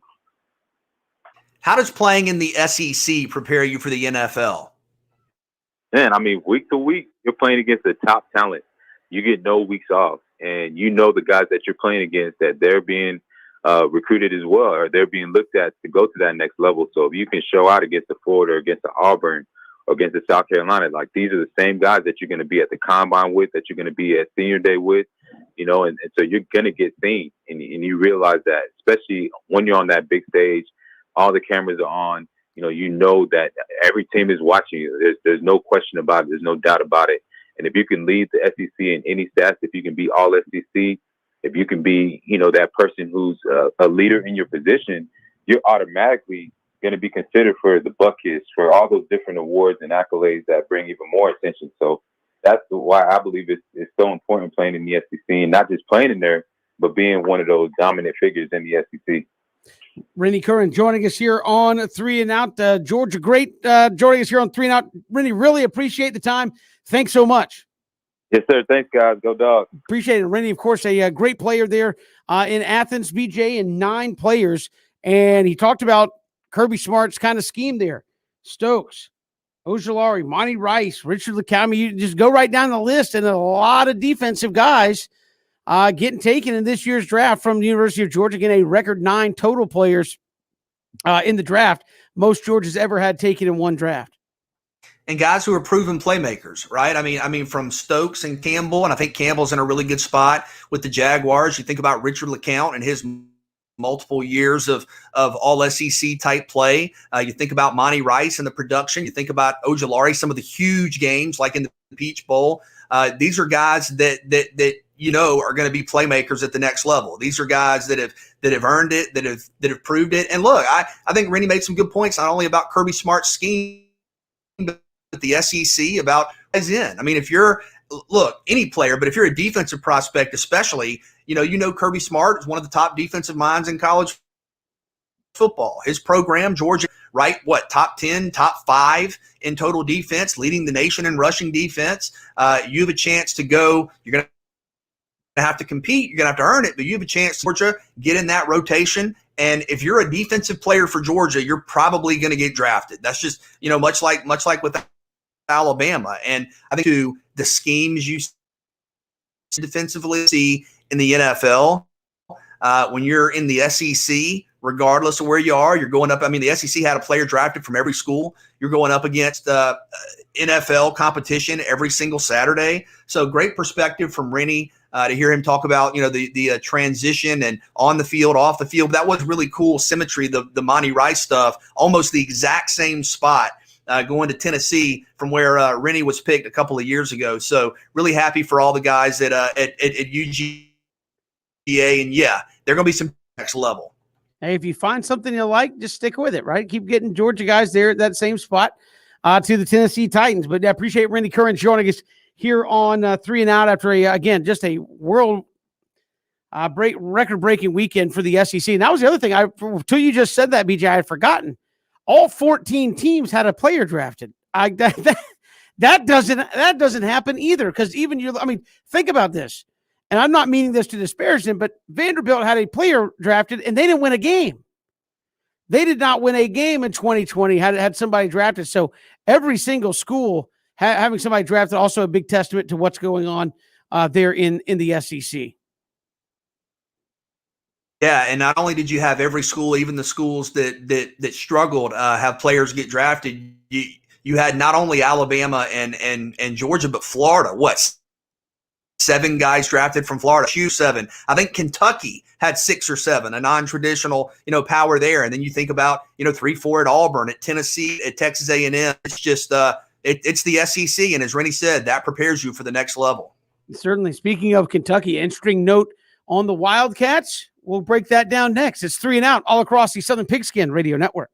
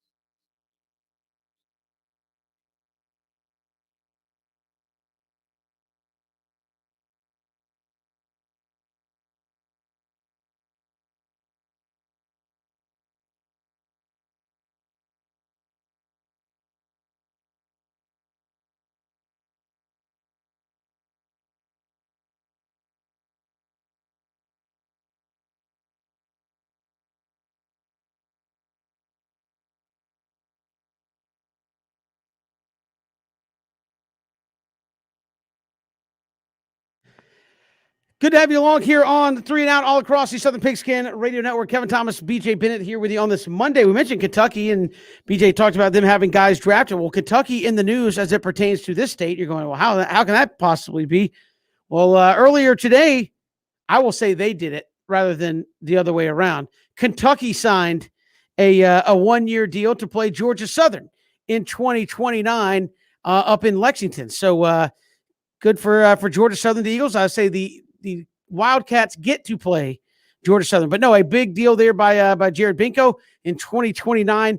Georgia Southern going to go to Lexington, Kentucky to take on the Wildcats, and I believe I will get about 1.3 some odd million to go up there and play Kentucky. And hey, dare I say, with what we've seen from Sunbelt teams, might be getting 1.3 million to go up there and hand out an L.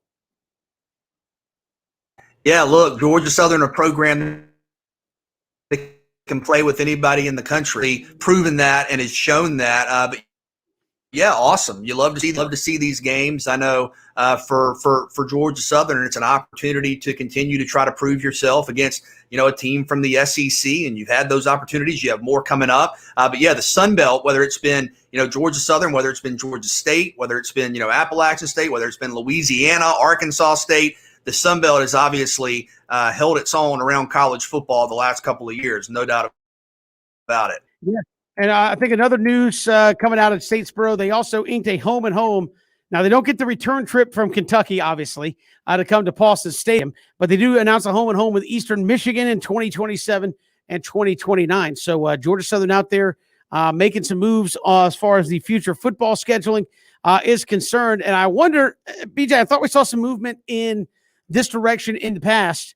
And if the Sun Belt moving forward gets enough cachet to do this, but we have seen instances of the 2-for-3s, of some mid-majors, G5 schools, if you will, get a P5 school to come play there and give them a home game. Now, what will it take for that to happen in Statesboro? We'll see. I don't think to this point they've had a P5 school come to Statesboro. Have some very good G5 schools like Western Michigan and others come there, but could you look down the road and try to pick off a G5 school to come to Statesboro and play? Actually, I'm sure that's in discussions. I believe you have Clemson, a road game at Clemson coming up in 2026 as well. So another national showcase opportunity type game for the Eagles. But FAU or FAU has been in Statesboro. You're talking about BYU, I believe, coming to Statesboro next year. So a big time national brand. It's exciting to see Georgia Southern have these opportunities. It's a testament to the program, to the work being done. Binko, working the phones and getting these games set up, and it's great to see. And it's always fun to talk about college football games that are like 4, 5, 6, 7 years away.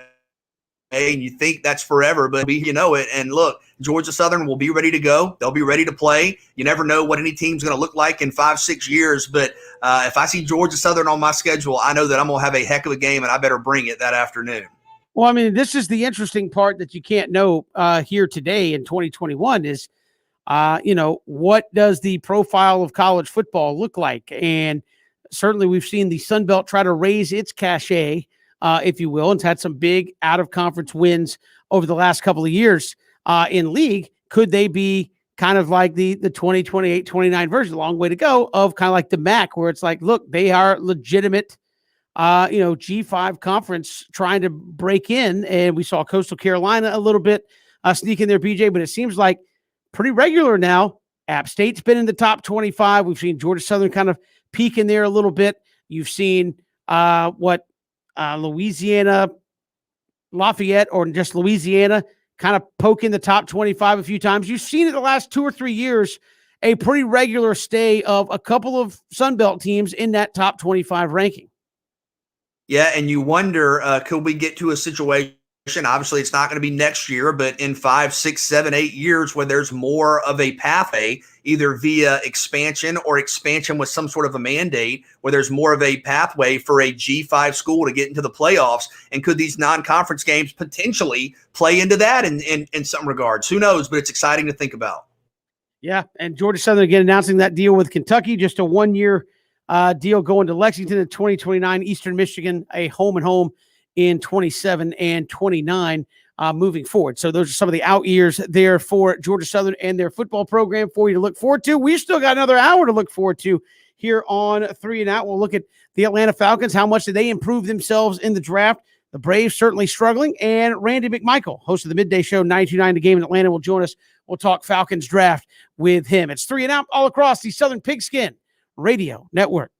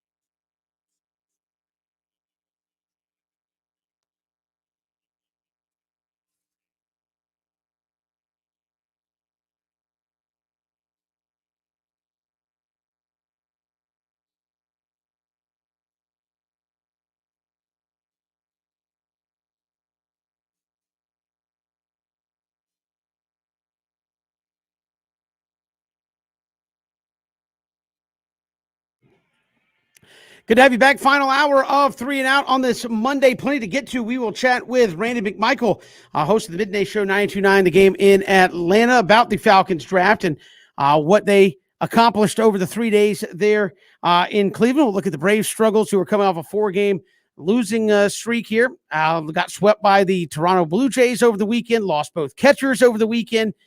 It was not a good time there in South Florida. But, BJ, back to the draft. The Falcons. Go with Kyle Pitts. We talked about the draft early on. I thought maybe should have gotten a running back at some point in the draft, given how deep the position was with quality running backs. I thought maybe a 4th, 5th round, maybe a 3rd up there, a chance to get a running back that could be a running back moving forward, maybe in the Devonta Smith mold, or Devonta Freeman, mold moving forward.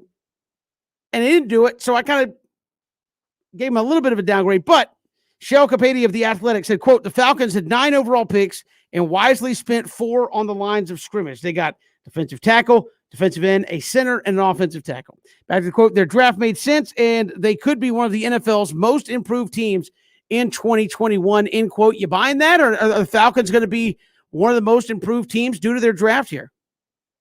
Potentially. You know, I think that's tough to say, with Viction, because you're talking about rookies, and, every rookie for the most part has ups and downs, but no, I'll buy that. When you think about what Kyle Pitts could mean, explained it to us from a schematic standpoint and the matchup problems that he creates. I think it's a game changer, Kyle Pitts, for an offense that already is for defenses to match up with. I mean, and Kev, I think if the roster kind of stays as it is, you might see 2 times, right? Where and maybe you see that more in the NFL now than you did a couple of years ago, but you come out with Julio Jones at receiver, Calvin Ridley at receiver, and Kyle Pitts and Hayden Hurst at 10. I mean, I don't know how you counter that defensively in terms of the matchups. I mean, that is very difficult, and you would be able to find the favorable matchup and works route. I mean, really throughout the duration of the game,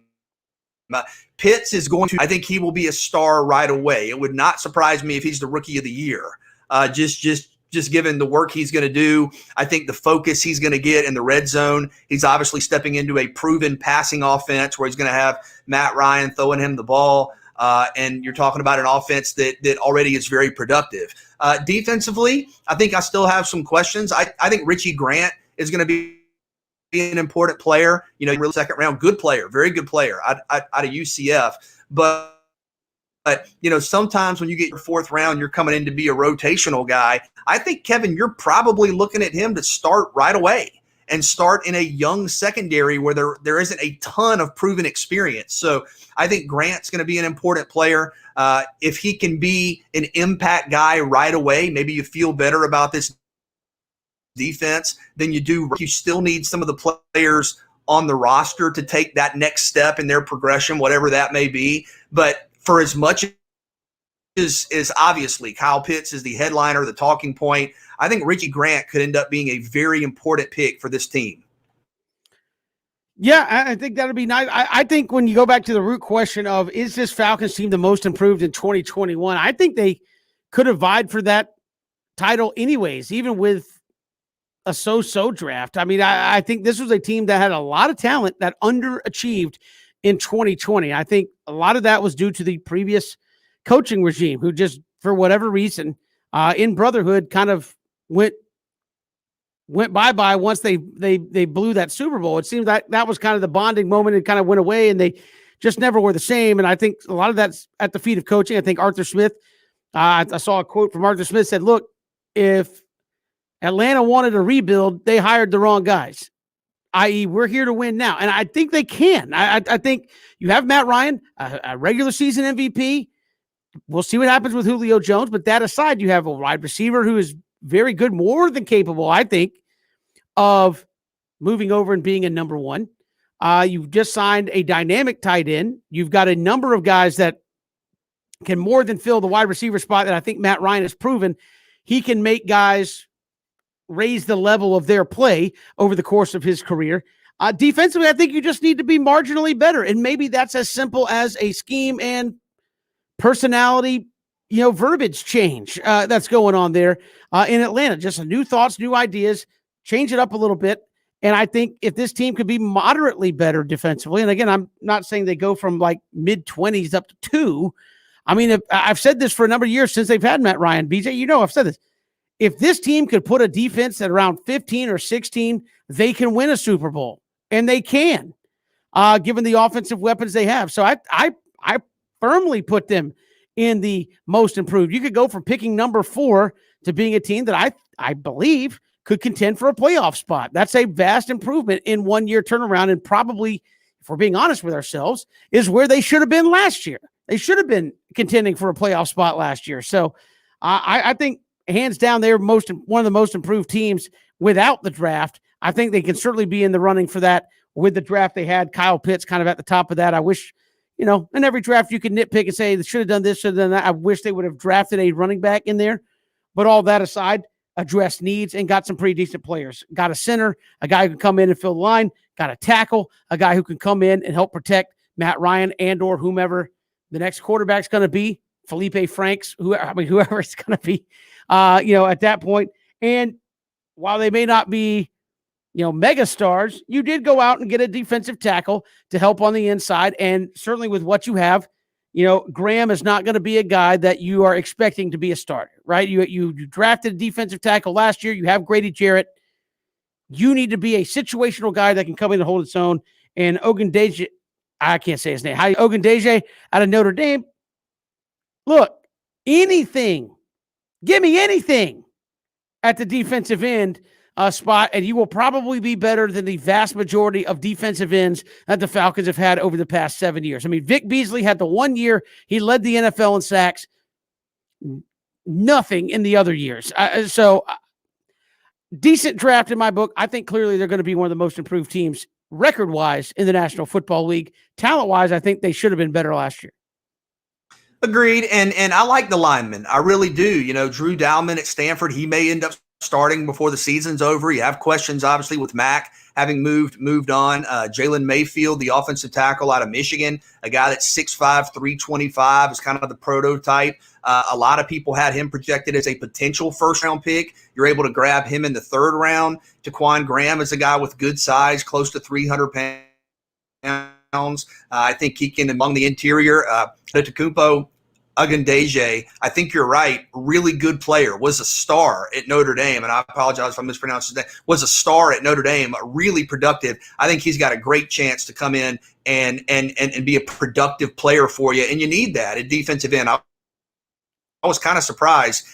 A couple of the guys we haven't talked about a ton, I think, are going to be spotlight players, Darren Hall and Avery Williams. You need help at corner. And that doesn't necessarily mean you have to come in and be cornerback 1, but you need guys who you can count on. Remember, in the NFL, you have 4 corners out there on almost every third down and long. You have 4 corners. So right now for the Falcons, do you have 4 corners that you trust? I don't know. I think these guys are going to have opportunities. Hall out of San Diego State, Williams out of Boise State, but Richie Grant's going to be an important player. I think Graham's going to be an important player. Ogundeji is going to be an important player. And I think all these guys are really exciting prospects. Certainly. And again, I think this is a Arthur Smith team that BJ, with no Drew Brees in New Orleans, I think it goes without saying you have a better quarterback than the Carolina Panthers right now. No matter what you think of what the ceiling could be now that he's out of the Jets organization for Darnold.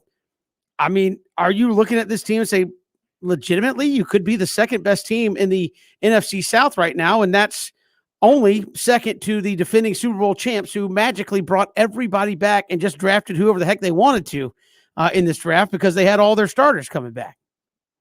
Yeah, Tampa's going to be really good, obviously. They got Kyle Trask, by the way, if people didn't see that, grooming him to be the heir apparent 80. But, yeah, I think you're the second best team right now. And look, the Saints, that's a team that's had a lot of success, but I mean, how do you Drew Brees? I mean, what does that mean? Is it going to be Hill? Is it going to be Jameis? And then I think Carolina's in a rebuilding mode. I know they believe in got some work to do to kind of reestablish his footing at that level. And that doesn't mean the Saints can't be good. That doesn't mean Carolina can't be good. But I think Kevin during early May and say, hey, you're the second best team in the division after the Super Bowl champs. Yeah. And I think the draft helped with that. I think part of it is because already in place. For whatever reason, it did not work out consistently with the last regime. I think you're excited about the new leadership. I think sometimes just a change can be beneficial. And I think Atlanta should be optimistic entering 2021, 2022. I think Pitts is an incredible X factor. I mean, it's amazing because if you were to go back a couple of months, right, early in the pre-draft process, I don't know that a ton of people were kind of talking about. And, the more it started to become projected, you looked around and went, my heavens, this offense with that guy, that playmaker, with Matt Ryan, with Gage, with Hurst in a 2 tight end set, that's scary. I mean, that has the potential to be one of the best collections of playmakers in the National Football League. And I think you should be fired up about that. I think if you're a Falcons fan, it's going to be fun watching this team play offense. Now, what does that mean defensively? Wait and see. I'm willing to do that. You got a lot of guys coming in, but do I think they're the second best team in the division right now? Yes. Yeah, it kind of goes back to the heart of, could they be the most improved? Certainly, I think they could. We've got more to come here on 3 and Out. We'll talk to Randy McMichael, host of the Midday Show on 92.9 The Game in Atlanta, about this Falcons draft coming up in about 20 minutes. And when we come back, though, we'll hit the Braves and their struggles. They've lost 4 in a row, lost both catchers in the same game, and are hopeful to get Max Fried back this week. Mike Soroka, hopefully sometime soon, as they put him on the 60-day IL last week. But what's it going to take for this team to find some consistency? We'll break that down next. It's 3 and Out, Southern Pigskin Radio Network.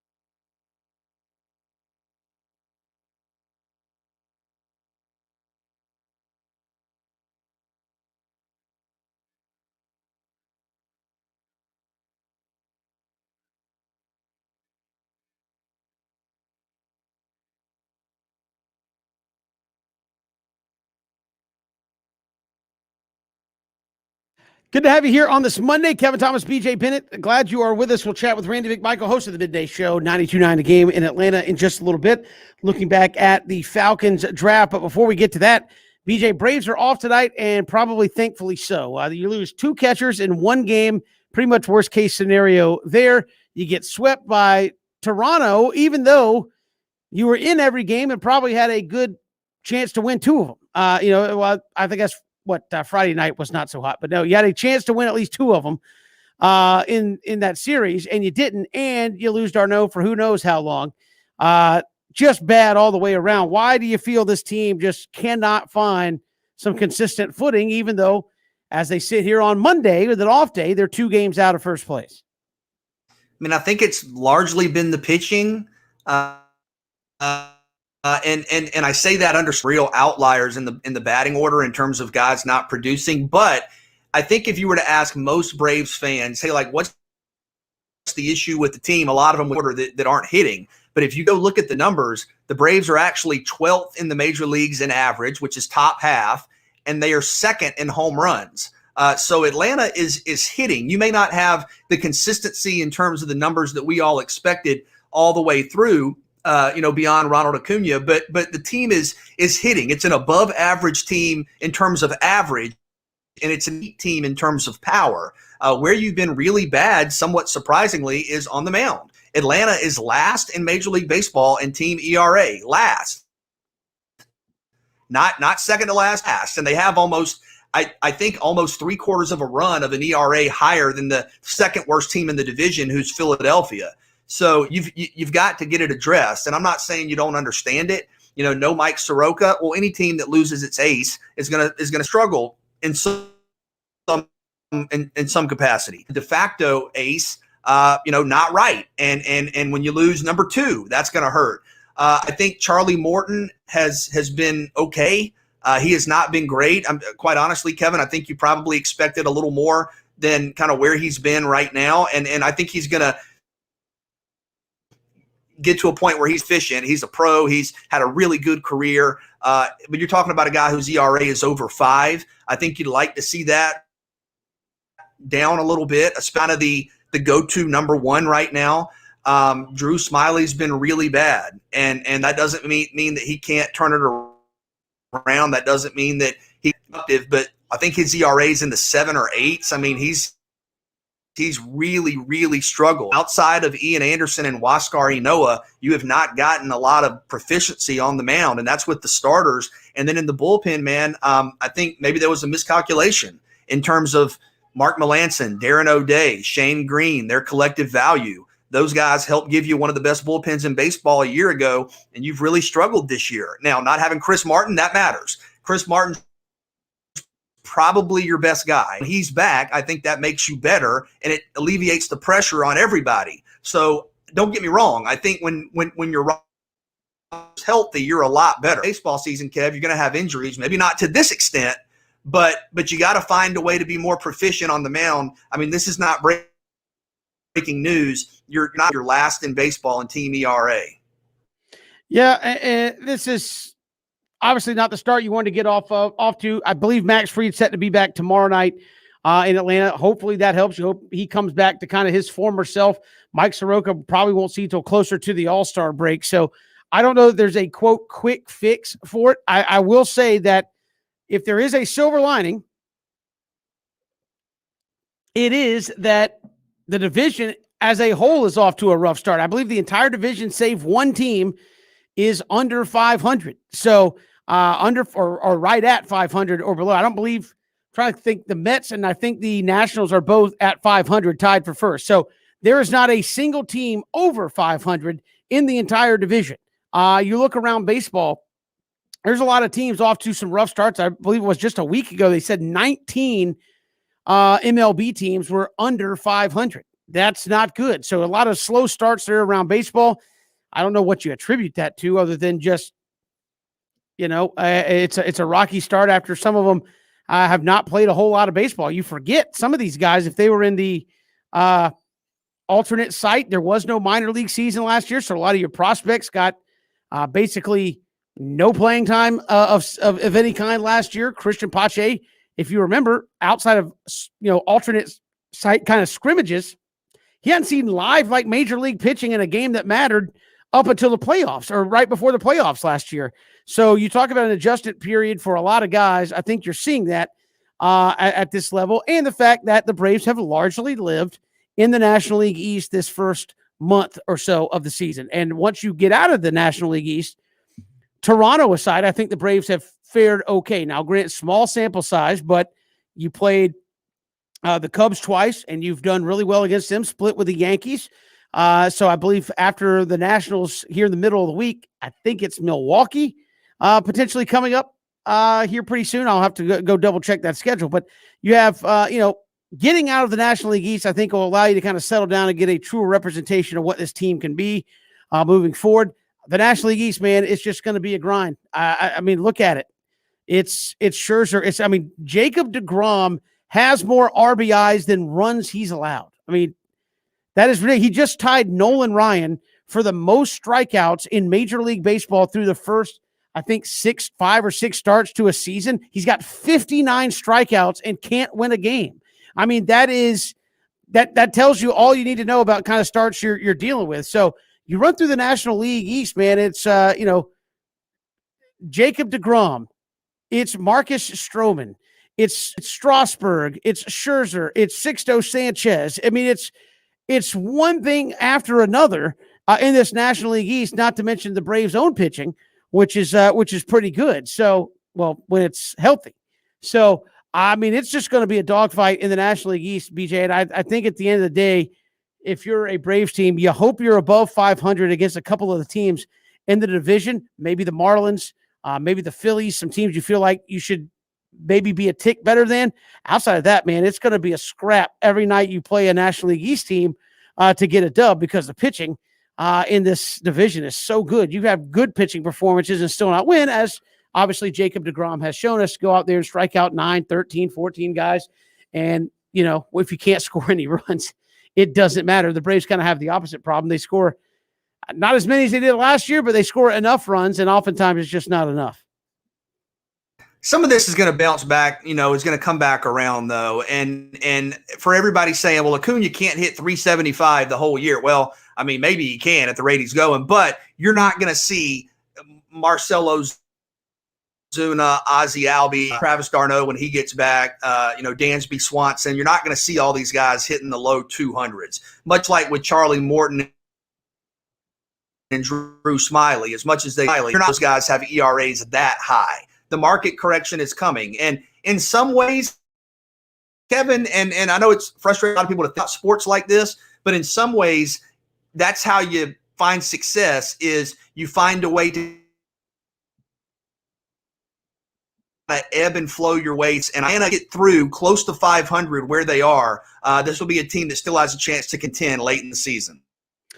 We'll look more at the Braves. They are off tonight as they get a much-needed off day after some struggles against Toronto. We'll come back. We'll switch gears. We'll talk to Randy McMichael, host of the Midday Show on 92.9, The Game in Atlanta. We'll get his thoughts on this Falcons draft, how they fared. Obviously, the first pick was a home run. How does he think they fared after that? We'll get his thoughts when we come back. It's 3 and Out all across the Southern Pigskin Radio Network. We are streaming live, ESPNCoastal.com.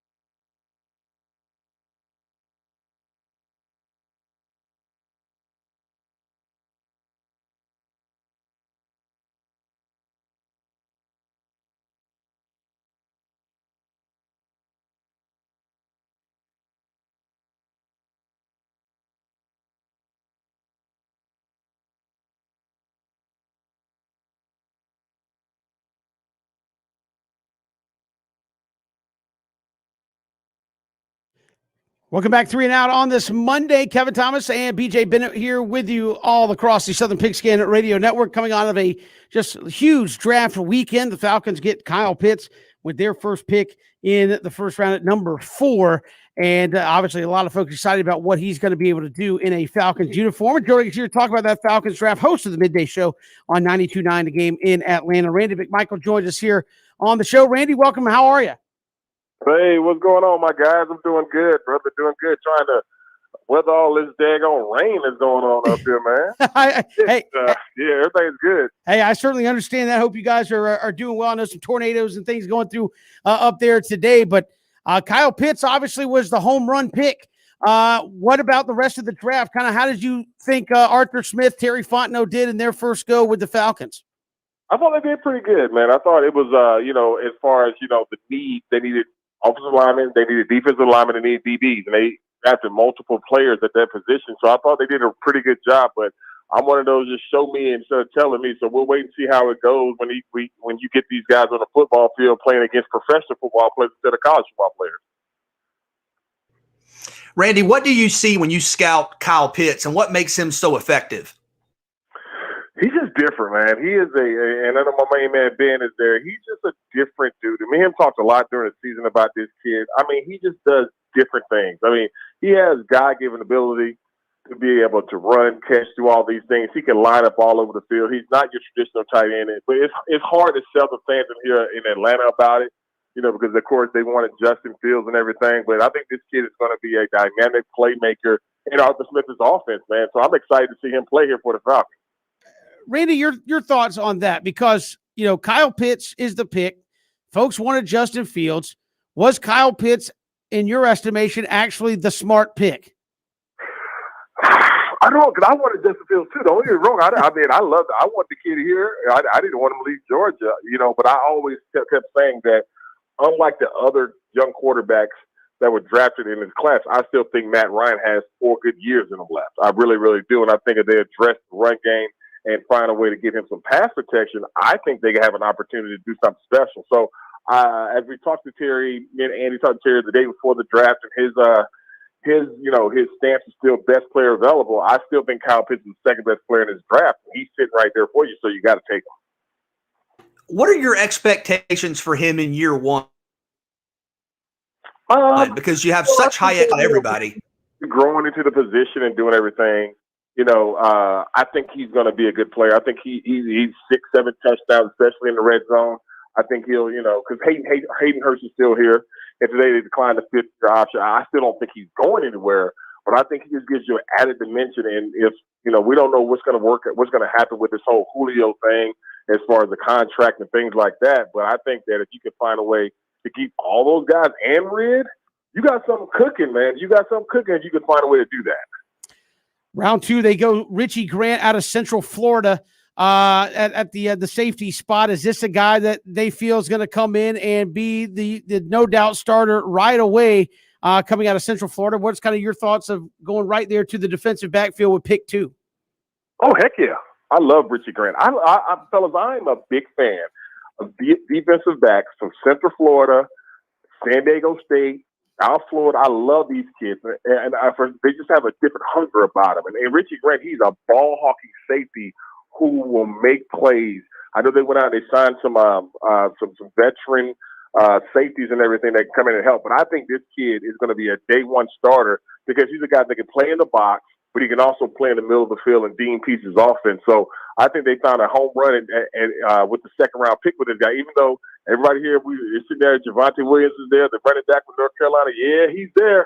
And the Falcons trade the pick, and the damn Broncos picking with the pick they traded for. But other than that, I like Grant a lot to come in and be an immediate impact player for him. Do you think the 2 offensive linemen will play right away? Well, the thing with the offensive line, and you look at it this way, right now, I think if you look at the Falcons' offensive line, I think Jake Matthews is going to be starting left tackle, of course. And then I think that, when you look at the other offensive lineman spots, Lindstrom is going to be the starting right guard. Other than that, we don't know where everybody's going to go. Hennessy, who was a 3rd round pick, he wasn't this regime's draft pick. So I don't know, they drafted center out of Stanford. You draft the right tackle, but then you got Caleb McGarry. So does Caleb McGarry kick inside? I think the competition for those 3 remaining spots on the offensive line is going to be where the story should be this offseason, because we know offensive line ain't never been sexy, but for some reason it's sexy when you have a good one. And the Falcons have not had a good one. They have not addressed the right guard. The left guard situation since Chester retired right after the Super Bowl, and so they've been searching for that spot for the last few years. Randy, you look at this Falcons draft. I know you said, hey, that they can get the run game fixed. Were you surprised? I think I was, that the Falcons did not use a pick in a pretty deep running back class to address the running back spot here in this past weekend. I really was surprised. I will tell you that I really was surprised. And like you did, with the North Carolina running back, both of them were sitting there for the Falcons to draft and everything like that. So you were under the assumption that they were going to take it back because it was a need. But they signed Mike Davis, so obviously they have a lot of faith in him as far as being running back to start off for the season. I love the Javian Hawkins, running back out of Louisville, undrafted free agent. They have the offensive coordinator who's here is the O-line coach, so that's automatically going to be a fit. But just like you guys, I was very surprised that Atlanta didn't go with the running back somewhere in the draft. Graham and Ogundeji on the defensive line, do you expect those guys to play right away? They better. They better play right away. I mean, the depth on the defensive line, I mean, is not where it needs to be or where you want it to be. So they got to find a way to get some production from some of these young football players right now, especially on that defensive line, because of the fact you didn't have any money to go out there and spend in free agency to get you a defensive lineman. You've got to find guys that can play right away, and they're going to be playing a lot of young players, man, because, I mean, great as he is, he can't do it all by himself. So I expect a lot of young players to play. Randy, I know Arthur Smith came out and said, look, if you wanted to have a rebuild, you hired the wrong dude. I mean, I know that could be coach speak, but, you know, obviously this is a team that wants to win. Now, that being said, what are the expectations here in 2021 for a team that probably underachieved in 2020 to move forward here in 2021? I love that comment by Arthur Smith and him and Terry Fott, letting everybody know that, hey, we're not here to rebuild, even though, you know, you would think that it would automatically be a rebuild with all the stuff and things that have went on with the salary cap and things like that. But I mean, nobody wants to sit up there and say that, yeah, we're tanking. Yeah, we don't have any expectations of winning this year. We're young. We're going to try and build this thing to the draft. Nobody wants to hear that if you're a player. And it's more or less when you're a head coach, you didn't get this job to rebuild. But at the same time, coaches think one way, GMs think another way. GMs want to build. Coaches want to coach right now. And so I love what I heard from Arthur Smith when he was talking to Peter King. Right now, is this the second best team in the division in your mind? No. I think Tampa, and I still think New Orleans. I think Carolina is going to be really good this year with all those young defenders that they have. Got a nice quarterback. But I think the Falcons, they're somewhere – I think they're tied right now with Carolina right now. Randy McMichael, the Midday Show on 92.9 The Game, our guest here on 3 and Out. Randy, we appreciate the time. Thanks so much. All right, my guys. Y'all take care. Hey, we appreciate it. Enjoyed it. And Randy McMichael joining us here on 3 and Out all across the Southern Pigskin Radio Network. And he, again, kind of agreed with me. Can't believe, again, especially where Arthur Smith came from, that there wasn't a running back taken by Atlanta in this draft. But a number of guys are going to have to step in and play right away. And as he said, told Peter King, did Arthur Smith, look, if we want to be a rebuild, no, you shouldn't have hired me. I'm here to come out and win. I think that's good. And the way they drafted BJ, I think, reflects those sentiments, right? If you're here for a rebuild, you go quarterback. If you're here to try to win, you go get Kyle Pitts. I mean, it seems like a lot of their thinking in this draft went along those lines of, look, we are trying to win now, not sit here for 2 years until we can figure out who the best guy to take over for Matt Ryan is going to be. Well, I'll ask you what I asked him and what you asked me earlier in the show. Is this the second best team in the division to you now that we have the draft in the rear view? I still think it is, because you have Matt Ryan as quarterback, and I'm sorry if you're New Orleans and Jameis Winston is your guy. I know he has played well at times, but he still has a track record of interceptions over touchdowns, or at least 1 for 1. I feel like that's a notch in your favor. Not that New Orleans doesn't have great players, but BJ, I mean, we've seen it throughout the NFL. Quarterback. That is how you are going to put yourself in a position to win. And Taysom Hill, Jameis Winston, or Matt Ryan? I mean, that's where I mean. And then you look at Sam Darnold. I know they got more defensive players in there in Carolina. Sam Darnold should perform better in Carolina than he did with the Jets. I think that probably is pretty standard thinking that you get out from under the Jets. Maybe he has a little more success there in Carolina. I just think the Falcons are a little bit better. Maybe they're tied with them. As Randy said, I just don't see it. I think going in, you can make a legitimate case to me that this team could be the second best. Now, does that mean they're on the heels nipping at Tampa Bay? Nope. You got a ways to go to get there. But I think so does New Orleans minus Drew Brees. I think so does Carolina. So I think you very well could be second. And as it plays out, you can wind up fourth. It's pretty tightly contested there behind Tampa Bay. I mean, you don't take the defending Super Bowl champs and say, yeah, we're going to give you everybody back. All 22 starters, you're good. They're back. Go out and get it done. That's cohesion, the likes of which you normally don't see on an NFL roster. But do I think the Falcons they're vying for two? Yes. You have an MVP at quarterback. You brought in a dynamic playmaker at tight end. You're trying to address the offensive line. Your defense should be better with, I think, a little better coaching. So I think they're two. We disagree a little bit there. Obviously, he thinks New Orleans was two, but I think Atlanta certainly should be in that mix. I think you have better quarterback play by far than the New Orleans Saints do. And to that end, Kevin, maybe y'all disagree, but I'm still waiting to see with Sam Darnold. Career passer rating of 78.6. I understand it's a new start, talented guy. I mean, that was with the Jets.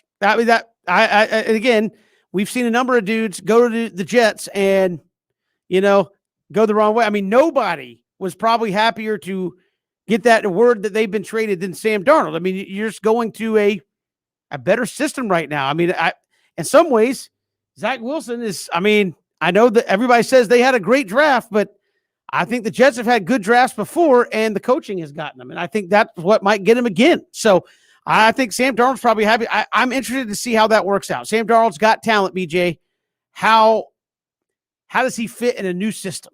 And I think getting out from under the Jets, you can kind of give him a clean slate start there and see what happens. If he was coming from any other franchise and had those same numbers, I might agree with you and be like, probably just a grasping at straws. But, dude, the Jets were, a train wreck.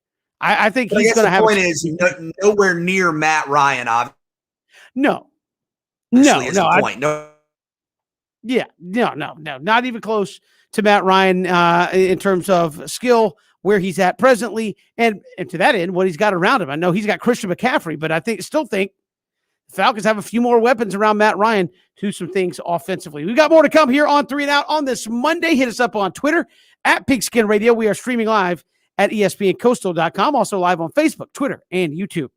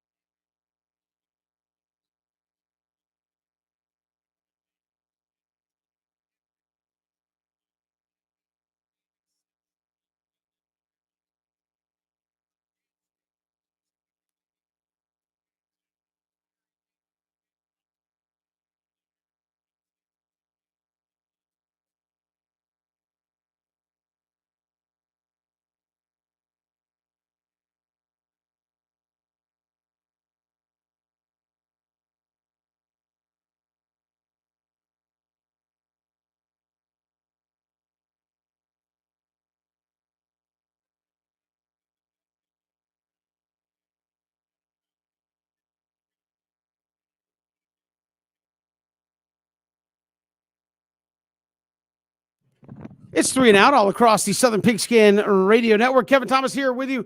BJ Bennett on this Monday afternoon. Braves off tonight. They'll be back on Tuesday. Hopefully get Max Fried back there in the rotation on a Tuesday night. But the NFL draft wraps up. Jags, I think pretty solid draft, pretty much across the board. Everyone has said the Jags look pretty good with their draft. The Falcons, I gave it about a B-. Cody, your thoughts there? I mean, obviously, when you go number one, there are people who say, hey, you could mess it up. I think Trevor Lawrence couldn't really mess that up. And Kyle Pitts, I thought, a slam dunk get for the Jacksonville Jaguars. I mean, for the Atlanta Falcons. Yeah, well, you got to go into the deeper rounds and see what they needed. So you got Avery Williams, who I'm a huge fan of, who is actually a very good special teamer. He get like 9 touchdowns on returns or something like that. So stuff like that the Falcons are really trying to plug in. So William Avery, they got a couple guys off of free agency for running back, so they're trying to kind of fill that up. But from what I see right here, they're just getting athletes. They're getting the best player available, and there's a few things that they needed. I would give them a B+, A- for the Falcons, and you're talking about the Jags, an A. They did the same thing. The best person available, they took 110%. I think BJ would be extremely ecstatic with this. And I know that he is. I think they're going to win a good 6 games next year already. I think Trevor Lawrence is going to be Rookie of the Year. I really feel like the Jags are going to be an amazing team next year to watch. They have a bunch of young talent, and they're one of the youngest in the league. I know you probably don't think the same. I think that's tough to say sight unseen of Urban Meyer's offense. Trevor Lawrence is going to be a solid guy. I believe he's going to be a great quarterback. But that being said, we have not seen an Urban Meyer offense in the pros. We haven't seen what he wants to do defensively in the pros. How does that kind of stuff stack up week in, week out in the National Football League? And I know you can say, well, what about Nick Saban? And well, he didn't get the quarterback he hoped for, obviously, with Drew Brees, and maybe that makes a difference. I'm just interested to see, before I start writing off proclamations that the Jags are going to win a Super Bowl. I'm not saying that. Whoa, hey. Well, I'm saying, but obviously you're going to go from 1 to 6 wins or 7 wins for a team that lost 15 in a row. Right? They lost 15 games. Now, some of that you could say maybe they were trying to do it. They had a pretty good quarterback, and then they didn't even want him to play because they knew that he would actually win them games. I'm just saying, look, BJ, look, Cody's saying he thinks 6 games. I want to see Urban Meyer's offense in action first before I start saying, hey, year 1, he's going to, kick 5 extra wins in the bucket coming right out of the gate. Now, did they draft well? Yes, I think they did. The one pick I had a little concern about was Walker Little. Hadn't played in 2 years due to injury and opting out. Little concern there. But they followed it up with a solid pick who probably had low first, high second round talent, got him in the 3rd round in Andre Cisco. So I thought Jacksonville drafted well. I just don't know if I'm ready to jump on the 6-7 wins bandwagon here in 2021. Sight unseen with what Urban Meyer is going to attempt to do, because it ain't going to be the Ohio State offense, you better believe. I'm cautiously optimistic. Cody, how do you see them using James Robinson and Travis Etienne throughout the year together? I think Travis Etienne will be more of a pass catching back. James Robinson will definitely be trying to run up the middle. He's more you saw him play last year. He's a physical guy. He's a beast. What did they get him in the 7th round or something like that? He's undrafted for you. Yeah, undrafted out of Illinois. 1,000 yards out of him last year against a few good defenses in that division is amazing. So they're gonna really wear and tear him. They're gonna use the crap out of that dude between the tackles, and then they're gonna use a little bit of outside runs with Etienne, maybe get some pass catching with him. That's going to be his main person to throw to from Trevor Lawrence, because he's going to have a big year. Etienne's going to have a big year. Etienne's going to I agree. Have a big year, Kevin. I agree. And again, I think just what you said, one guy's a 1st-round draft pick, the other guy's an undrafted free agent. Guess who gets to get slammed in the middle of the offensive line? Sorry, that's the way it works. We've seen what happened to the likes of Saquon Barkley and Todd Gurley, where it's like, hey, we're going to give you 30 carries. Nope. We're going to give, Robinson the carries between the tackles, maybe a few plays to get him outside here and there. And Travis Etienne is your get him the ball and let him go do work guy, whether it's on the edge, whether it's a screen game, what have you. I don't think they're going to try to use him up being the heavy load guy out there in the backfield. Appreciate everyone joining us here on the show. Randy McMichael, host of the Midday Show, joining us talking about that Falcons draft just a few moments ago. Braves off tonight. They're back tomorrow in our nation's capital, and we will see you tomorrow afternoon as well, hopefully to talk about Max Fried coming back to the rotation and more. If you missed any portion of the show, ESPNCoastal.com, our YouTube channel. You can get an archived version of the show every day. This is 3 and Out all across the Southern Pigskin Radio.